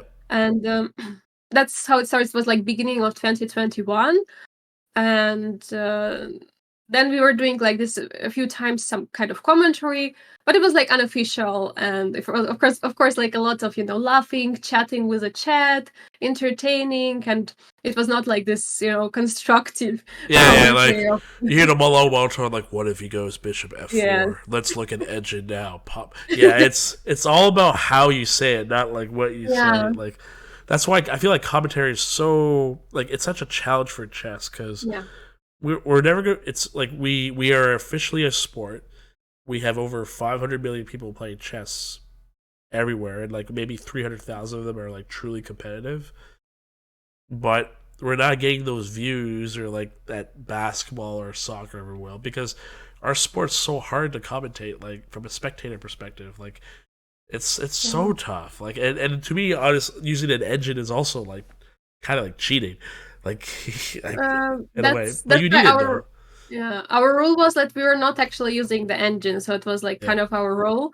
Not like that. It was like someone wanted to use it, but I didn't want, and my coach also didn't want. Um, so we're like doing it without the computer help. But sometimes when positions, or for example, when some time Yeah. left, like after some time, we're like, okay, let's check what was in that position actually the move. And we were like, oh, we were thinking about that. Oh, engine, supports our Yeah. choice and not the choice of the Magnus, for Yeah, example. and to me that sounds very smart to do because you're adding a bit of variety after you give your analysis. Because everyone's like, I like to think that people want to watch commentators because they want to hear the analysis of the game. like, yeah, there's an entertainment part, and there has to be entertainment to keep it interesting. But otherwise, they want to hear like those streamers or those chess professionals' analysis, and they're obviously going to go to the one that they either like the most, or connect with the most, or in tune with the most, like X, Y, Mhm. Z. So yeah, that That, makes sense. that's why I think, like, if viewers would like to hear what Engine says, they just go to the page with the tournament, they click on Click. Engine on, evaluation bar on, and they know everything. So I think that's why, also a few times, or like sometimes it's a question, like you see it's a position, it looks like much better for one side, but computer is saying different evaluation, Yeah. and just maybe because of one move which is holding some equality of the position, or some move which is holding the winning chances for that side. So it's like sometimes, always, pretty tricky, and you're saying, oh, like black is winning, well, white is actually the side who looks better, like visually and from human perspective, but computer say, okay, there's one move and it's actually like winning. Um, so I believe, yeah, this, you kind of, I understand why you should have also sometimes engine on during the commentary. Last commentary we had evaluation bar on, because I was there as a higher rated person, because usually if I do commentary, I do it like with a grandmaster or someone like who is much stronger than me. So when I say like Yep. this move, and he's like, wait a second, you're hanging the queen like on the second move, like, oh, sorry. Yeah, that's the awkward part of like you're saying move and they look at you like, what the hell is this person on? Like they don't understand. And it's like, oh crap. Like Yeah, yeah, no, but no, yeah, like, I can understand why you might need some support, but it's also very important that you're showing the people how human is processing this position, evaluating this, yes, and not like the players are playing. They don't have this evaluation bar like there, so if they had no idea what is happening, and I'm like quite a few times there have been accidents like players were coming, like I felt like that there was something I was winning, and they said yes, this and this, and they yes, and they couldn't find it over the board. But then see that their game like evaluation or computer evaluation after the game, they find it. But generally, yeah, like commentating is pretty challenging. So that's why you normally have to do like in pairs, because if you do it on your own, it's like, okay, first of all, like of course you might have some experience like in streaming, or like because currently I and you, we're like in the room alone, like, and we're talking, okay, we're talking now to each other, but when we are streaming we're talking basically to the computer. It's like yeah, yeah. it's a reality. We have a room, there are no people in the room, no one listens, but we're talking to computer. It's actually, I think, pretty difficult also, to start, um to understand that, okay, there are people there who are watching, there you, and also some people might have this like stage fright also in the Yes, streaming. yes, So commentary is like, I think, and then kind of a next level of streaming, if I might say so, because it combines like this expertise of the chess position, chess games which are happening, plus some interaction with the viewers. You have always to be focused because you're doing it for the viewers. You're not doing it for like grandmasters, and viewers are actually on average they're much lower rated, so that they're like they need some small things to be explained and put like to chew it and put them into the mouth so they understand kind of it, yeah. You have to like, like, uh, for lack of a better um term, dumb it down so they can really, yeah, and that's fair because a lot of the players are like, what, the average rating is 1200 in the world, and I yeah. think the average competitive rate is maybe 15, 1600. Mhm. So that 12, 1500 and 12 is a huge difference in rating. Like, it's a massive difference. So you have like the commentator has to be kept aware that you have to appease all the different type of audiences, because as a business or as a initiative, you want to try and get as many viewers watching and glowing as possible. So you have to, like, to me that's real skill. Like, you have to be able to do Yeah. it and then keep everyone entertained, and also don't be afraid of saying the wrong move and looking stupid. Like, we're all gonna look stupid compared to a 3400 engine. Like, let's just be real. Like, so it's really Yeah, unrealistic like expectation. yeah. Humans cannot compete, of course. Like, Not anymore. But yeah, like from this unofficial, commentary when it started, like was this beginning of 2021, and it was actually pretty interesting that in summer 2021 actually I got a message. I have been planning my tournaments for the summer. I wanted to play in Prague. I wanted to play Pardubice also in Czech Republic. Some tournaments I've been planning to go there, and actually, some people from my community, they also wanted to go to meet with me in real life there. Okay, not so many people, but like 5 or something. And we were planning this tournament. It was July or something, and I get a message from one of my friends. At that moment, I have already been done some small kind of like interviews. I did some interviews with the players. Like just it was not for like money. It was just some experience For on the the fun of it. Bundesliga tournament. Yeah, so it was like just casual. Yeah. And then he's writing to me and saying like there is like in the Bill Chess Festival currently. This is like the tournament I've been doing commentary and interviewing for 3 years already. They are looking for someone who could do interviews of the players, potential some commentary, and like this dates. Like, are you available? And the dates were actually a few days from now, from that moment, and I actually had tournament. I had to go like in 2 days for tournament. Ooh. And I was like, actually, I'm playing tournament, but then I'm thinking, wait, like it's actually like huge opportunity. Yeah. And I said, okay, let me talk to organizers. And okay, I talked to organizers. They needed desperately because the person who was supposed to be there, she couldn't do it, like some problem, so she couldn't be there. And I believe that then there was like this World Cup, and she had to stay at the World Cup. And they needed someone very, very like quickly because the commentator they had, he was not on site. He was streaming from home, and they need someone who would be on site with the players, like having interviews with them. And then I said, okay, I have to talk to my community. And I spoke to all the people who were going, and I said, I have this opportunity, and of course I don't want to decide by myself because I promise you I will go there. Yeah. Okay, of course everyone was very supportive. They said, we understand, we would love to see you, we would love to meet you, but maybe other time, this is huge, you should accept it and you should go. And that's how it started. So I accepted this opportunity. It was really nice because it's not only being this working times with interviewing the players, but it also has been exciting. First time for me in Switzerland, even though like it's located very close. Yeah. It was the first time. It has been exciting, and also all these top players who are playing there, we were having together like dinners, or like there were like a days off where we had some kind of excursion organized by the tournament direction, by the organization of the tournament. It was really a very, very nice experience. And at the end of it, I was not really expecting that they would invite me next edition, because I thought that I was like kind of a substitute. Yeah. And I said, we loved everything we have. Like, next year, are you available?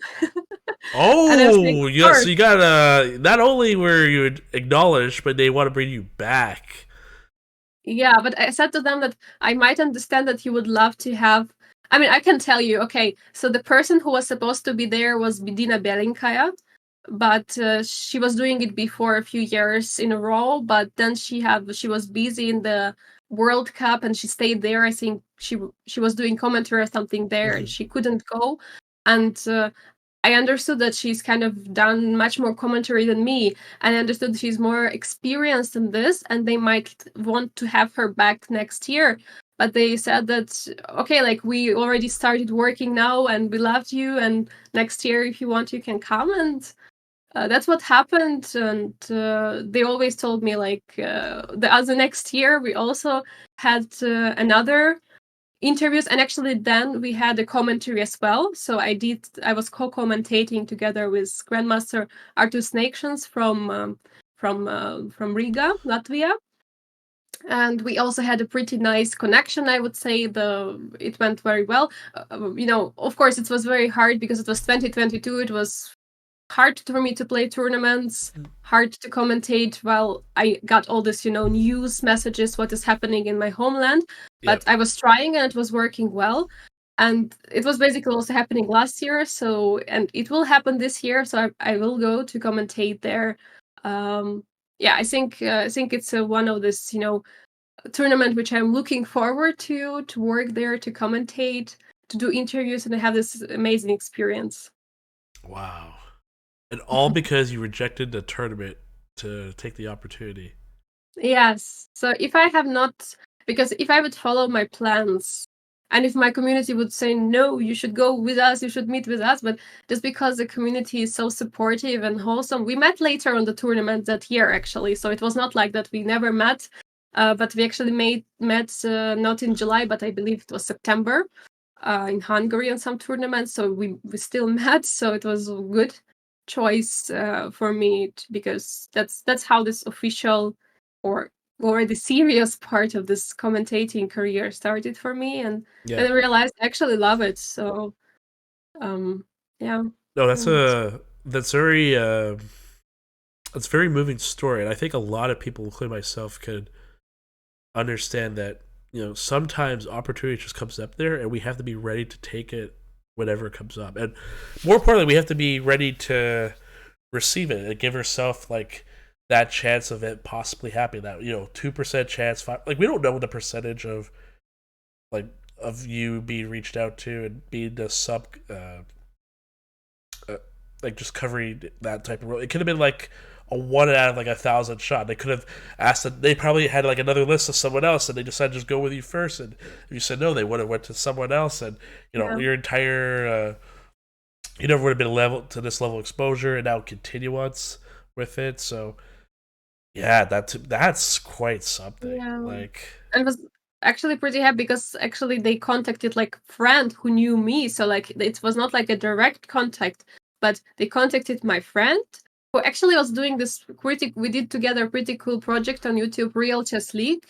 You can find it's like Real Chess League on YouTube, where we were filming the rapid games, but it was done like very professionally in this movie style way. So because he was very inspired from this Queen's Gambit series, which just came out. Then it was end of 2020, and it was beginning of 2021. We had this series. We did all this matches. The matches were real, so that was not staged. We were playing real chess, but of course during the matches we were a little bit acting, like thinking like this.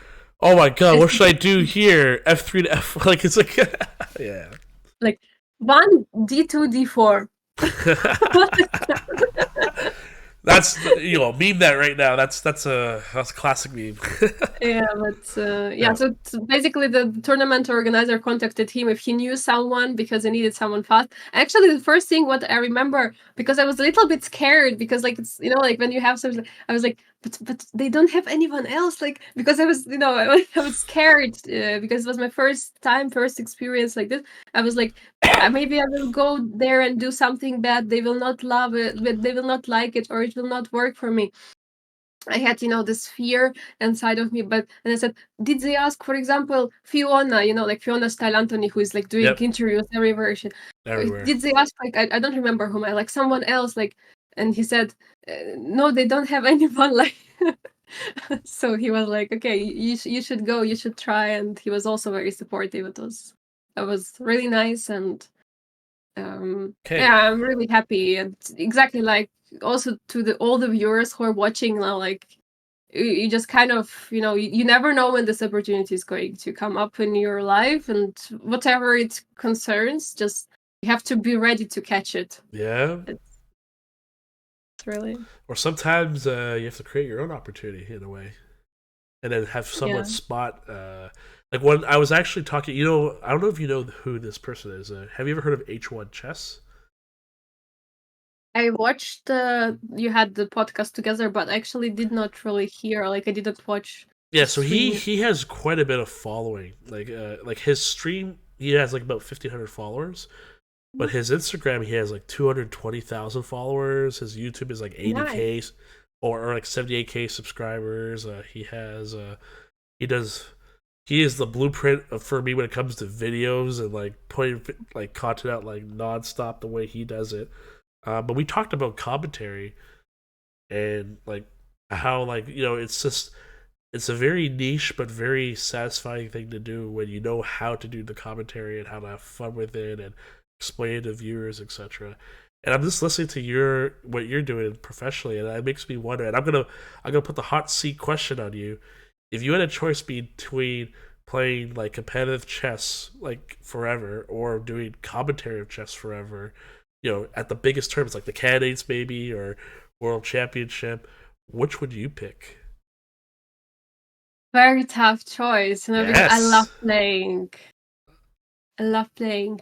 Um, the thing for me is that I will not be able to live from chess if I'm playing. So that's kind of the thing which is for sure not, or like we never can say for sure, but okay, most likely it's not happening. But of course, I would love to improve. Like my goal is like women grandmaster. For now, next step is women FIDE master. Then slowly going up. Um, Yep. so in that term, I might choose. I might choose actually doing commentary in this media job for chess. Um, Even though it's very important for me and very I love very much play chess myself, but one of the most important things for me, one of my goals is actually to make people fall in love with chess and to Yes. make more people watching chess and being in that media world of chess, trying to popularize it might help it and contribute to its like expansion and hopefully like more recognition on the sports level, because we've seen so many commentaries of the football matches and everything when there's world championship or world cup, whatever is happening, or some Champions League, it's always on TV. And that would be so great to have similar things with chess, when there is really like this commentary of chess watching on TV, like you're coming to some friends like, okay, what you're doing, we're watching here world championship match, or like candidates. Hey, bring the wings over. But yeah, Yeah. I think like you should with each of our lives we kind of have to leave this footprint on in chess, because we're involved in chess. And that's what we are all doing with our contact. You're doing with the podcast and your YouTube channel and all the shorts, and that's what on my side I also have to try to do, to on Yeah. the one side to try to make people feel better, like cheerful with my streams and singing. And Hey, on the other well, hand, yeah. Well, no, I'm actually glad that you said all this because, um, like I do, like I'm a full time chess professional. Like I still play competitively, although um, I can't play tournaments right now because I have sleep apnea, and it actually impacts my classical game where I'll play chess. I'll fall asleep if I'm oh not no. moving. So imagine like I'll do like a micro sleep, wake up, and then I have to like recalculate everything. Like imagine doing that over and over and over. So like I consider it like low key a chess disability. So I have a sleep apnea machine. I'm working on it to get that fixed. But it's gonna be a while, and it's okay. I Yeah. can still play rapids fine, like because the attention, like it's like it's too fast, so I can keep myself awake and still play, etc. But I do chess coaching aside. I obviously do the streaming, and I do. I'm actually a national arbiter, so my goal is to become an Yeah. international arbiter and go to term. I love arbitering. Like that's a like as much as I like commentary, and I do have a public speaking background. So you have sitting, I have public speaking. That's something that I'm very good at doing. But um, when I was trying to figure out for YouTube, I knew I was going to make like content like everyone else did, but I wanted to try to figure out something that I could leave my footprint on, that I could make the chess community, whether it's online or not, like better than it once was. And I realized podcasting was an idea, but I didn't know like what my niche would be, because I know there's like the Perpetual podcast. They interview everybody, like every chess professional, like from grandmasters, authors, streamers. Really amazing. Go check it out, everyone. Very good listen. And I know that Gotham Chess, he did a podcast about a year and a half ago on chess streamers, but they were like the biggest names, and they were like grandmasters, IMs, like everything you can think of. But there was no one talking to like chess streamers that are like affiliate that just got affiliate or just became partner or like bigger or smaller like that community. And that's like to me that's like the workforce that's trying to grow and get more people involved in chess in their unique ways, whether it's singing or great commentary or just pure entertainment or memes or raging or all these sort of things. And I was figuring to myself like, how can I talk to them? Why not? Why do I hear about everyone's story? Because everyone's story I've heard so far is different. Like H1's story was he picked up a chess piece and fell in love with it. You were start at 2, which is like inhuman. Like that's torture in my mind. Okay. Mark Plotkin, it was introduced to his dad, Victor Plotkin. Diana Mirza, she was focused on. It was her dad that got her in, and her dad was already like a chess professional, teaching, soccer professional in the past, stuff like that. So, I love hearing these different stories. So, to me, I'm also kind of setting myself up for the opportunity because I know one day this will become bigger. Like Yeah. one day I'm gonna wake up and I'm gonna see like 30,000 views on one video. I'll be like, oh, okay, now we're getting somewhere. But in the meantime, I'm having fun with this. And there's so many chess streamers that I'm never gonna run out of people to. Some are skeptical of me. They're like, who's Vagirus? Who is this guy? Like, who are you? And I'm like, I respect that. Like, you don't know me now, but you will know me later. One day you're gonna see me with like 30, 50 episodes, and you're gonna be like, wow, he's talked to like 30, 50 different streamers that love chess just like how he does, and I can already like see that. That's the future. Yeah, the most important, like to have this picture in your mind. That's how also this kind of how's it called, like this dream. Some people have like some dream board or something. They're putting some Yes. photos like this, but someone like have this visual dream board. Like you have something, you feel it, like you basically you feel yourself like you imagine yourself like clicking on your page, updating it, and you're having like Yeah.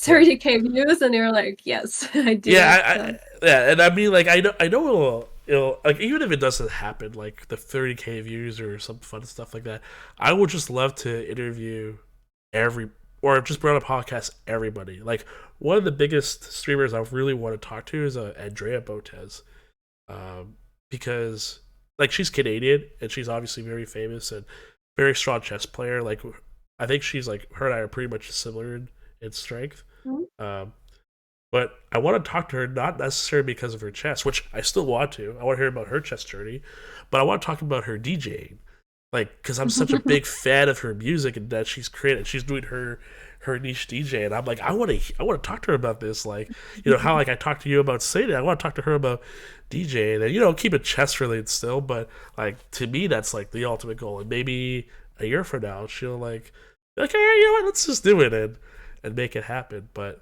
I'm not in a rush. Yeah, I'll you will get there. yeah, well, it's no longer baby steps. Now it's just like Yeah, just keep going. Like exactly.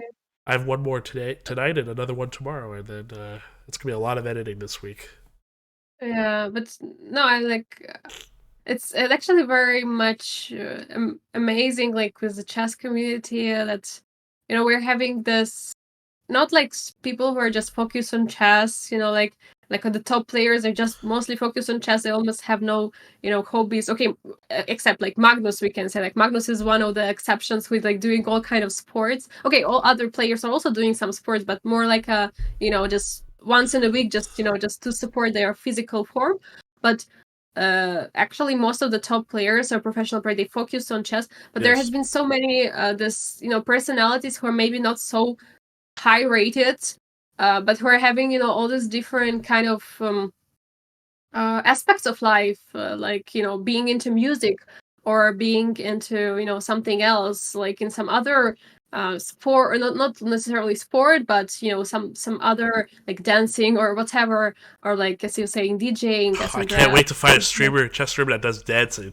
That's gonna be a whole other.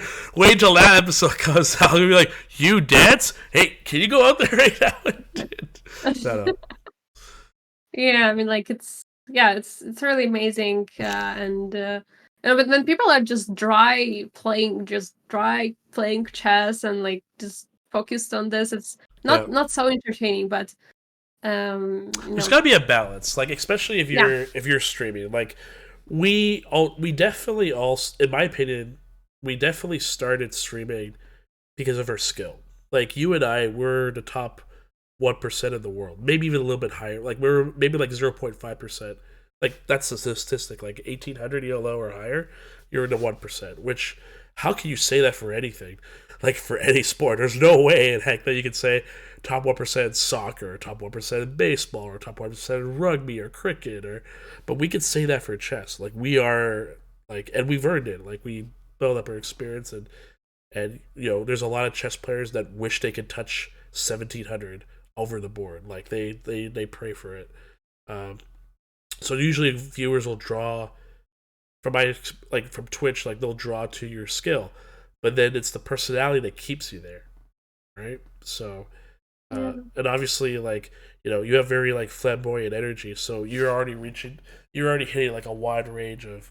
So you got like the extroverts that are like, yeah, I vibe with you, and you're like, funny and dancing and singing and commentary, and then you got the introverts that are like, wow, like I enjoy your chess, your commentary, like all, and then there's all that mix in between. So I think there has to be some sort of balance, but also like you're gonna find your niche that works for your community. Like I spoke to Deanna Mirza. One of the things I like that she does with her community is she calls everyone darlings, which I think is a funny. Like I even get her messages on Lead Chess because she only streams on Lead Chess. She'll be like, "Darlings, I'm doing this and this," and I'm like, "She's amazing." Like I love her. Like she's a that was I like how she does that that's type of cute. thing with her. And I'm like I go on her stream the most out of all. Like Mark doesn't stream too much. He's full time coaching and winning tournaments, and hopefully he'll become a grandmaster for Canada one day. And H1, I did a fun thing with him a few days ago. But no, I like Deanna's like I always go on her stream the most. Like she's just too fun and very animated, and she'll go like from here to like Yee! And then it's just like it's so funny. It's so fun. And I still haven't played a game against her yet, so I have no idea if I can beat her or not. I'm assuming she's more knowledgeable than I am, but I think I can hold my own. Maybe one game at least. But yeah, I'm ready for you, Dan. I'm ready for our 100 bullet game match. We gotta do that. That'll be Maybe my. adoption match. Who knows? Well, actually, I already challenged the H1 chess because him and I are very similar in strength. Like, and he plays. Okay. He's a D4 player. God, I hate you D4 players. like he just Thank plays. you. Yeah, can't stand it. Because I used to play Keynesian defense against D4, and now it doesn't work against the strongest players. So I have to play Nimzo now and some crap like that. And like I have like a crash in score against King's Indian. I have never lost even a game against King's Indian OTB. I believe I have played like a couple of draws. Okay. But otherwise, yeah, I crashed all the games. Well, Even and I played like against I don't know, I think International Master or FIDE Master like 2300, and if I felt like I'm actually going to lose because it was so, but it was not lost objectively, but it was just such a complicated position. But actually, it was a draw at the end, and it was like really, really nice because I felt like, okay, this is going to be the first time I will lose against King's Indian because he's much stronger. Oh my Previously, god. we were like around my rating. But no. Well, you know what? If you ever plan to do commentary at the Candidates, because we have it in Toronto for April 2024, if you do come to Toronto, I will challenge you over the board and I will play Keynesian defense. We can live stream that. We can make that'll be a nice. I will brush up on all my Keynesian knowledge because I don't like I play for fun, but I don't play it competitively. It's just there's just too many answers White has against it. But yeah, I'm planning to do. I want to do an H1 chess 100 game match. Like that's gonna be fun. But like my real goal is I need to get more subscribers because once I get more subscribers, then I can do like subscriber wars against streamers. Like that's That would be really fun. Mhm. And then we would just be like freaking out watching 600 ELO players. No offense, 600, just playing like the funnest, greatest, or worst moves ever. And Yeah, exactly. it's so entertaining, but it's painful to watch. I know. It's like your heart breaks in half. They have a mate in one, and then they just hate a queen. It's, it's tough. They need chess coaching from us. That's what they need. Yes, yes. But I say to all of the people, like whoever like watching me on the stream or whenever, like, because some people, oh, I'm so bad at chess, I'm so low rated. And I'm saying, okay, which rating do you have? And he said like 1,000. I'm saying there are people with 400 like struggling and everything. Like you shouldn't say everything is Oh my so god. relative. Like Let me ask you. I gotta ask you this because I was talking to my 2300 friend like a month ago, and we were trying to figure out what is lower than 1,000. What does that mean in chess? Because I still can't explain it. I didn't even know there was such thing as lower than 1,000, like officially like 1,000 FIDE or national mhm. rating. Do you have a Yeah. definition for a lower than 1,000 chess player? Because I can't figure one out. Like I can define a 1,200 player, I can define a 1,300 player, I can define even 14, definitely Mhm. 15, and maybe I can even define it like an 1,100 player. But 1,000 doesn't click in my head. Like it's Like whenever I was playing in the Ukraine first years, I was always playing like with the national rating, so I had no idea about this FIDE. And then at some moment, and we had like this, if you we had like this, like I don't know how it's called, like this ranges or something like this before national candidate master. We had like the third, second, and first. yeah, So I was like first this class, second class, third first class. yeah Yeah, class, yeah.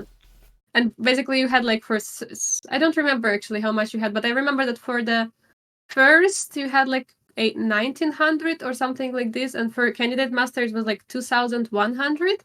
So I remember I had like national rating 2,100, and I was like candidate master.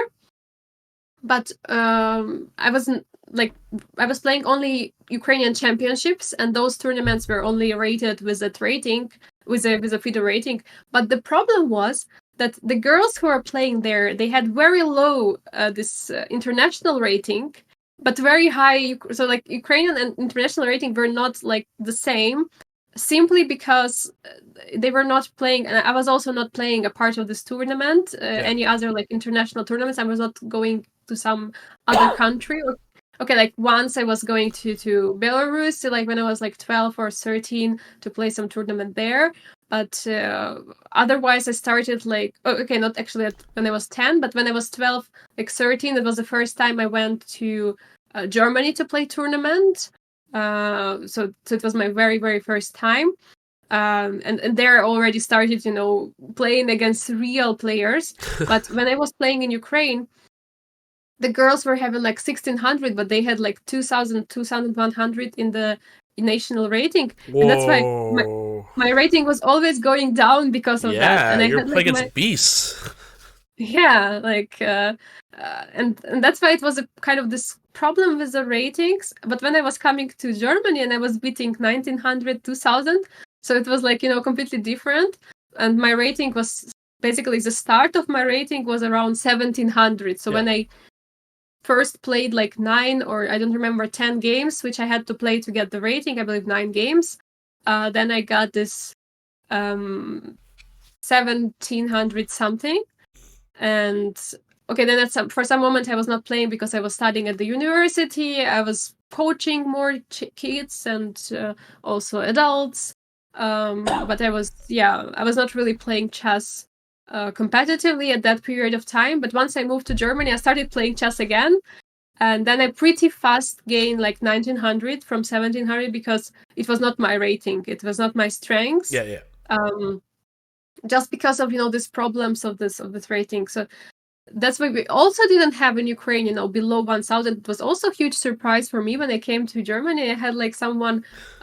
Okay, first of all, it was a surprise for me that someone could have 1,000 rating, but then I saw also people like with 500, 600, Yeah. and I mean, I believe it's like just not that the people don't try to improve. They try to improve, but maybe they kind of have this problem of the tournaments which they are playing, and if they're like playing against either 0-rated players, like, and they are, for example, they are winning against 0-rated player, and they are losing to like 1,200, let's say, then they of course will not get rating, because if you're playing with unrated player, you're not getting that rating, so you're going just to get minus.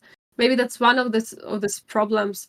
Or I mean, you might say on the other hand that it might be like a player who is like beginner who is not trying to improve, but I would not scold those play because they are really trying to improve, trying to be better.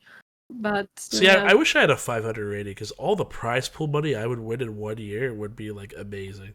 Like, yeah, it's like ka-ching. Like, I'd be like, yeah, let's do it. Like right now, in Canada we don't really have too many FIDE tournaments. Well, now we're getting better at it now, but in the past we didn't have it as much. And I actually semi-retired from chess from 18 to 29. So at 18, I was 1749, and then I came back to chess at 29 years of age at 1749, but I was like a 2000 player, like in my head. So I was like smoking 1900s. So I got my rating really quick, but I would love to have my rating at 5700. Like I would, but sorry. So back to my point, my FIDE rate is only 1648 or something like that. Mm-hmm. So I would love to play in a European tournament with my FIDE rating only, and I'll put it under 1700 section. I'm just gonna be like, I'm like warming up my hands, wait for that pound money to. But imagine having like twin brother who doesn't play chess, and you're just going to play and score. You know, like if you have a twin brother, like 100, 200 rating, and you would just play as him. Wait, I just asked, do you have any siblings or?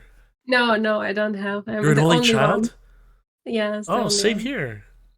Oh, nice. See, we're connected. There we go. Exactly. Oh, yeah. Well, only child. Yeah. Yeah. So, I think we talked a lot about commentary. We talked about the competitive parts of chess. Do you do any coaching? Like, are you a chess coach? Yes, I do. I offer coaching, but since my time is not the gummy, this bear, yes. I cannot really do so much. So I have a couple of students usually, and that's enough. With my time, that's kind of enough. Earlier, I was like when I was everything started. My coach journey started when I was studying at the university in Ukraine, in Kyiv.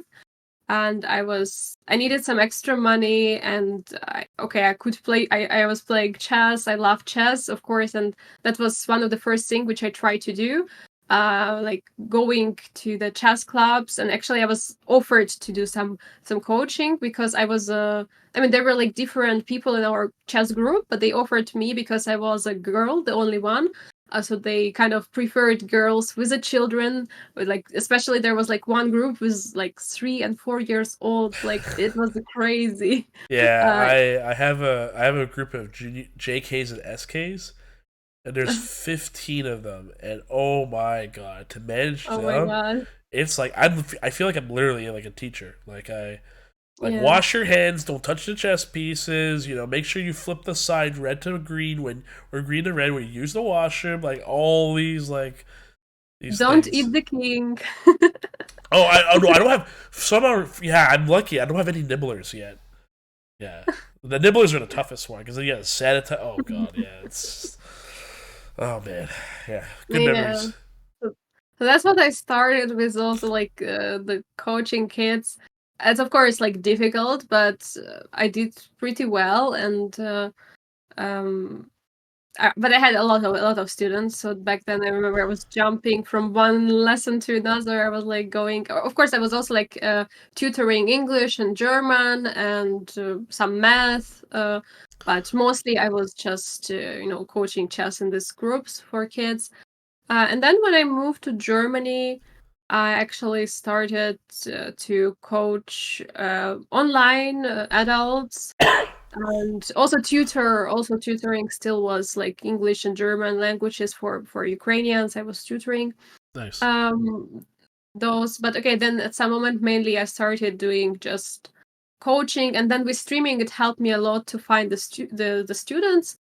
Because I was kind of exposed, like everyone could check my profile and see that I'm coaching, and that's how I got students and could could earn some money from that, so it was really nice. And then later when I started becoming more and more into streaming, I got, of course, like less students because I got less and less time and less people I could take and coach them. But I am, at some moment you're trying to become, first of all, you're trying to do these individual lessons, then you're going like into these groups. And I think like a few years ago, then when I decided to do like this course, and it was, because it's also your coaching, your coach, and it's like your coach for like hundreds of people or thousands of people. It depends how huge your course is, and that's something what we decided to do with my coach, Grandmaster Pop Dula. And I was first a little bit scared because I have never like done anything like this. Like it's like writing a book, it's like analyzing, and of course like you're normally analyzing for your own repertoire, for your own games, but this is something else. Like it has to be professional, it has to be a book. And we have done a lot of work. Like it lasted some time, so we didn't first we had our deadlines. We thought we will finish it, but it was just simply too hard because it was like full repertoire. So 1d4, the course name is 1d4 for ambitious chess improvers, the course in Chessable, and it's full repertoire, so against any move, even a6. So it's like George's defense or something like this, it's called. It's been actually played against some top player, I don't remember already, but it was actually, and he was completely shocked, but then black actually won with that first a6 move. But I think it was played again, so it was e4, a6, d4, so it transposed like this. Oh, yeah, that doesn't count out. Yeah, it's for sure. But yeah, so that's what I'm saying. Like basically any move is there, and it was a tough work to do this analysis. Of course, I was mainly having this help from my coach of analyzing and choosing the lines. Yep. And the whole videos and everything I did myself. So I was doing the recordings. There was like over 60 hours of videos. Ooh, wow, that's a lot. I don't even think I have 60 hours of podcast episode, let alone 60 hours of chess analyzing and courses. Normally it's like 10 or something, or like 20, like. But okay, I thought maybe it's like the highest number of the hours in the chess, but it was some thick course with hundreds hours. It was incredible. I have no idea. It was, yeah, but okay, 60 is still a lot. And yeah, that it has become like really I would say a success, because I was expecting that there would be some reviews, maybe some bad reviews, but there has not been, I would say, under 4 stars. I think that there were no reviews, because currently the average review is 4.96 or something. So it's like most of the people voted like for 5 stars or 4.5. Hey.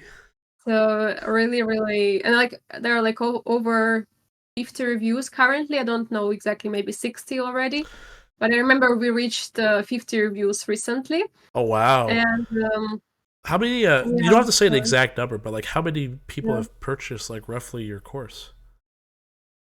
Oh, it's hard to say, actually. I have not been checking for a long time. At some moment I was interested to check, but maybe like, I mean, I think that like under 1,000, so like not so many. Nice. But hundreds of people, so it's like so really like a lot of also very active users, who are there, like also like chess nerds like us. We're definitely nerds. They're like, I mean, and also like very, I think like we have also one of the best supports of the course, because we're always there answering anything in the forum. We also had like the we called it like this live sessions, so it was like kind of the group lessons together with the owners of the course. So we did it like monthly, then we started to do it rarely and more and more rare, because of course it became like kind of older, and less people were wanted to participate, because they already like know everything, and there was also not many questions asked. But there was an update recently in September last year, so there has been also again a couple of live sessions since then. And for now we're not doing it because we're now focused on the black repertoire. So since the first course was a success, then we decided that we are going to do also the next one with black repertoire. So yeah, I have to start looking into this a little bit more. Might not be a bad idea.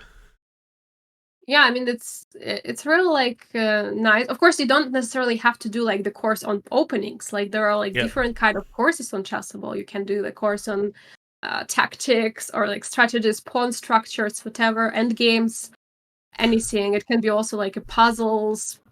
Yeah, you know what's actually, it's funny you mentioned pawn structures, because I just did a chess lesson. So I did an experimentation, like I did, like when I do teaching, like I do a lot of like schools, and there's a lot of different variants of strengths, etc. So I was put in a class where like the ELO difference was like 1,600 points. It was like 500 to like 1,700, and I'm like, oh dear, like what lesson can I teach that can reach this whole like different area group? So I did a pawn structure lesson, and for the first time ever, after I did the pawn structure lessons, I didn't see a single kid under 1,000 play h4 a4 or h5 a5. And I'm like, hey, maybe I should do this for every class I've done. So I've done it all the class. I finally did a full rotation of 2 weeks of classes, and no one's doing the crappy h4 starting off, which drives us nuts when we see it. Even though I did it when I was young, so I can't hate too much.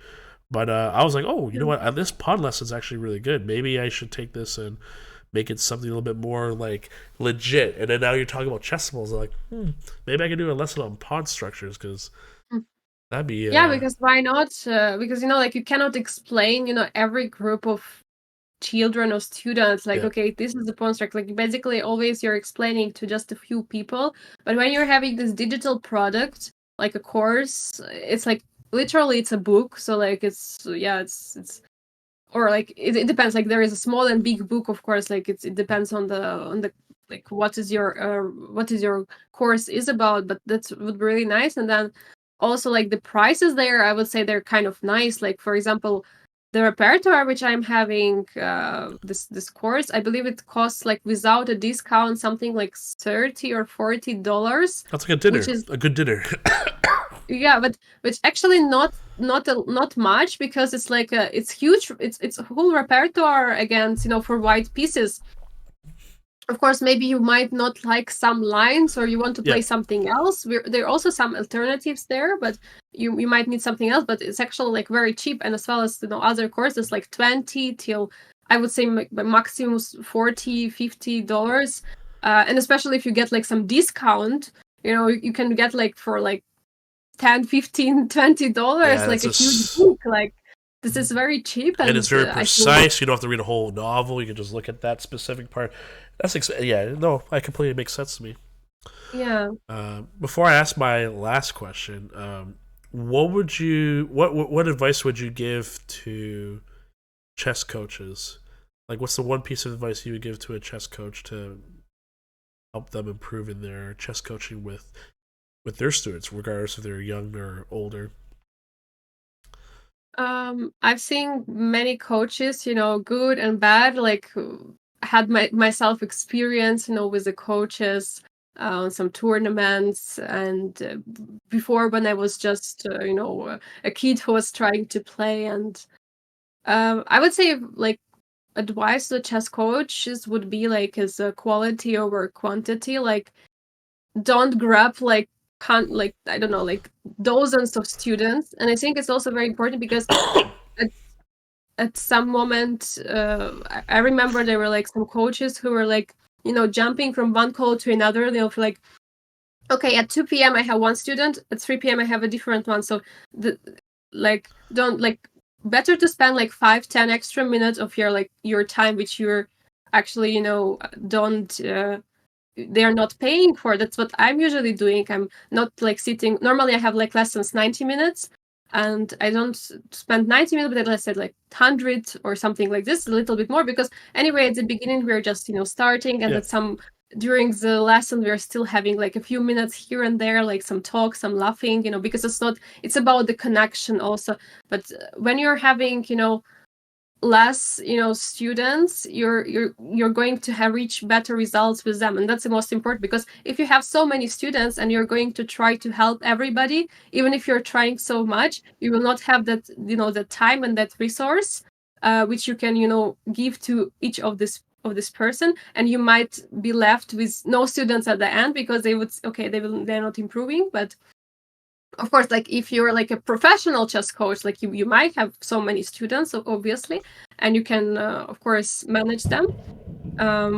But I think it's very important to not to treat your coaching job as like a tick, like I just did the lesson, okay, tick, and forget about the students. So yes. I love it. Yes, that hits really hard.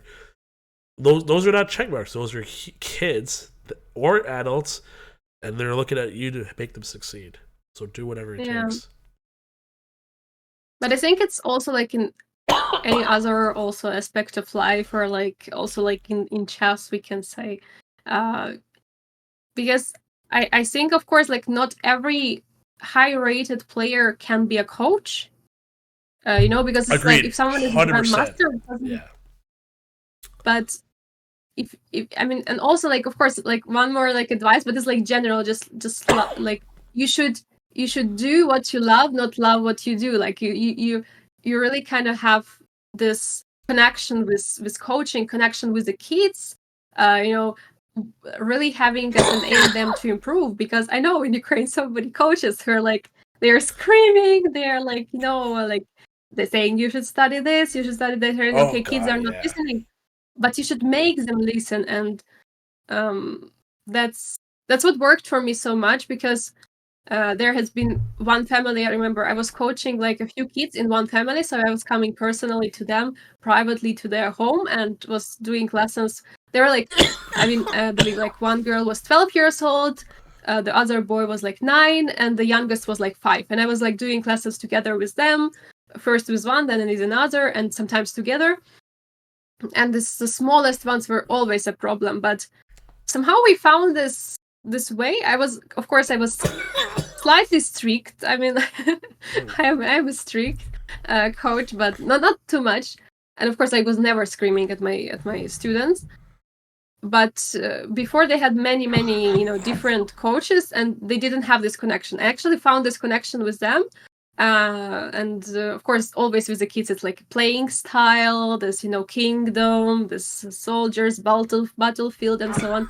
This kind of style might also help.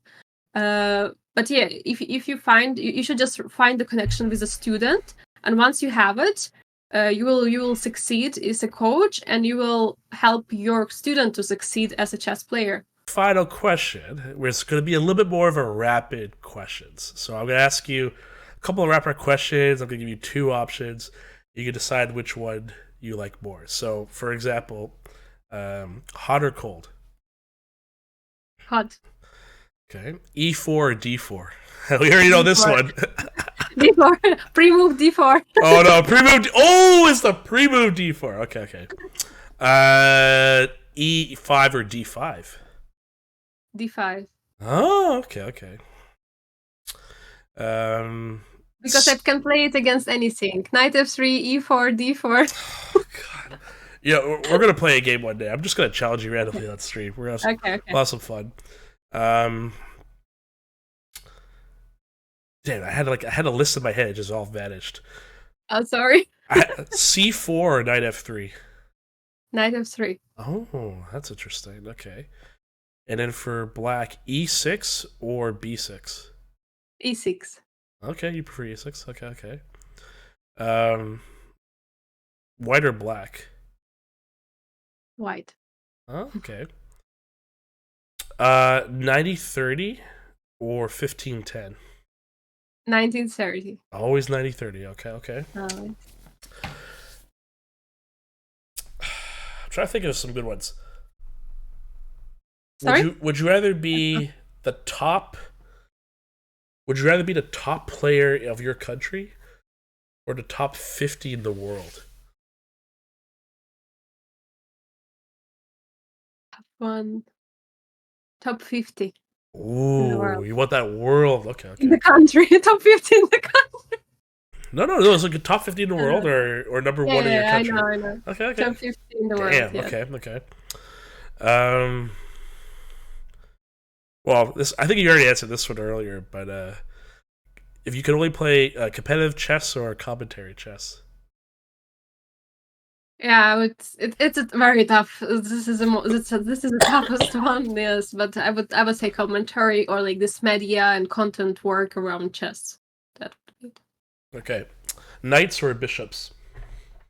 Oh, knights. Mmm. You're a, Horsey. you're the knight. Oh, horsey. You're the knight believer. Like, I'm a bishop person personally.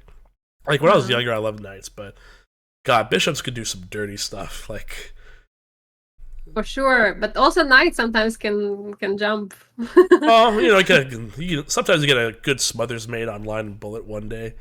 Yeah. Yeah, that's very satisfying. Um, Twitch or YouTube?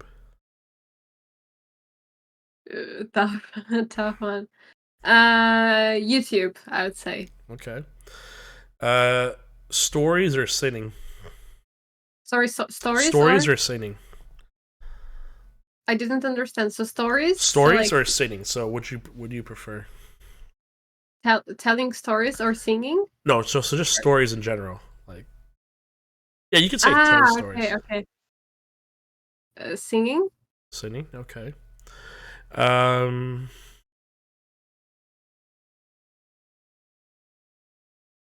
because I first thought maybe Instagram stories. oh, I actually never even thought about that. Oh God. Okay, Instagram or TikTok? Oh, Instagram. Yeah, I'm still Instagram.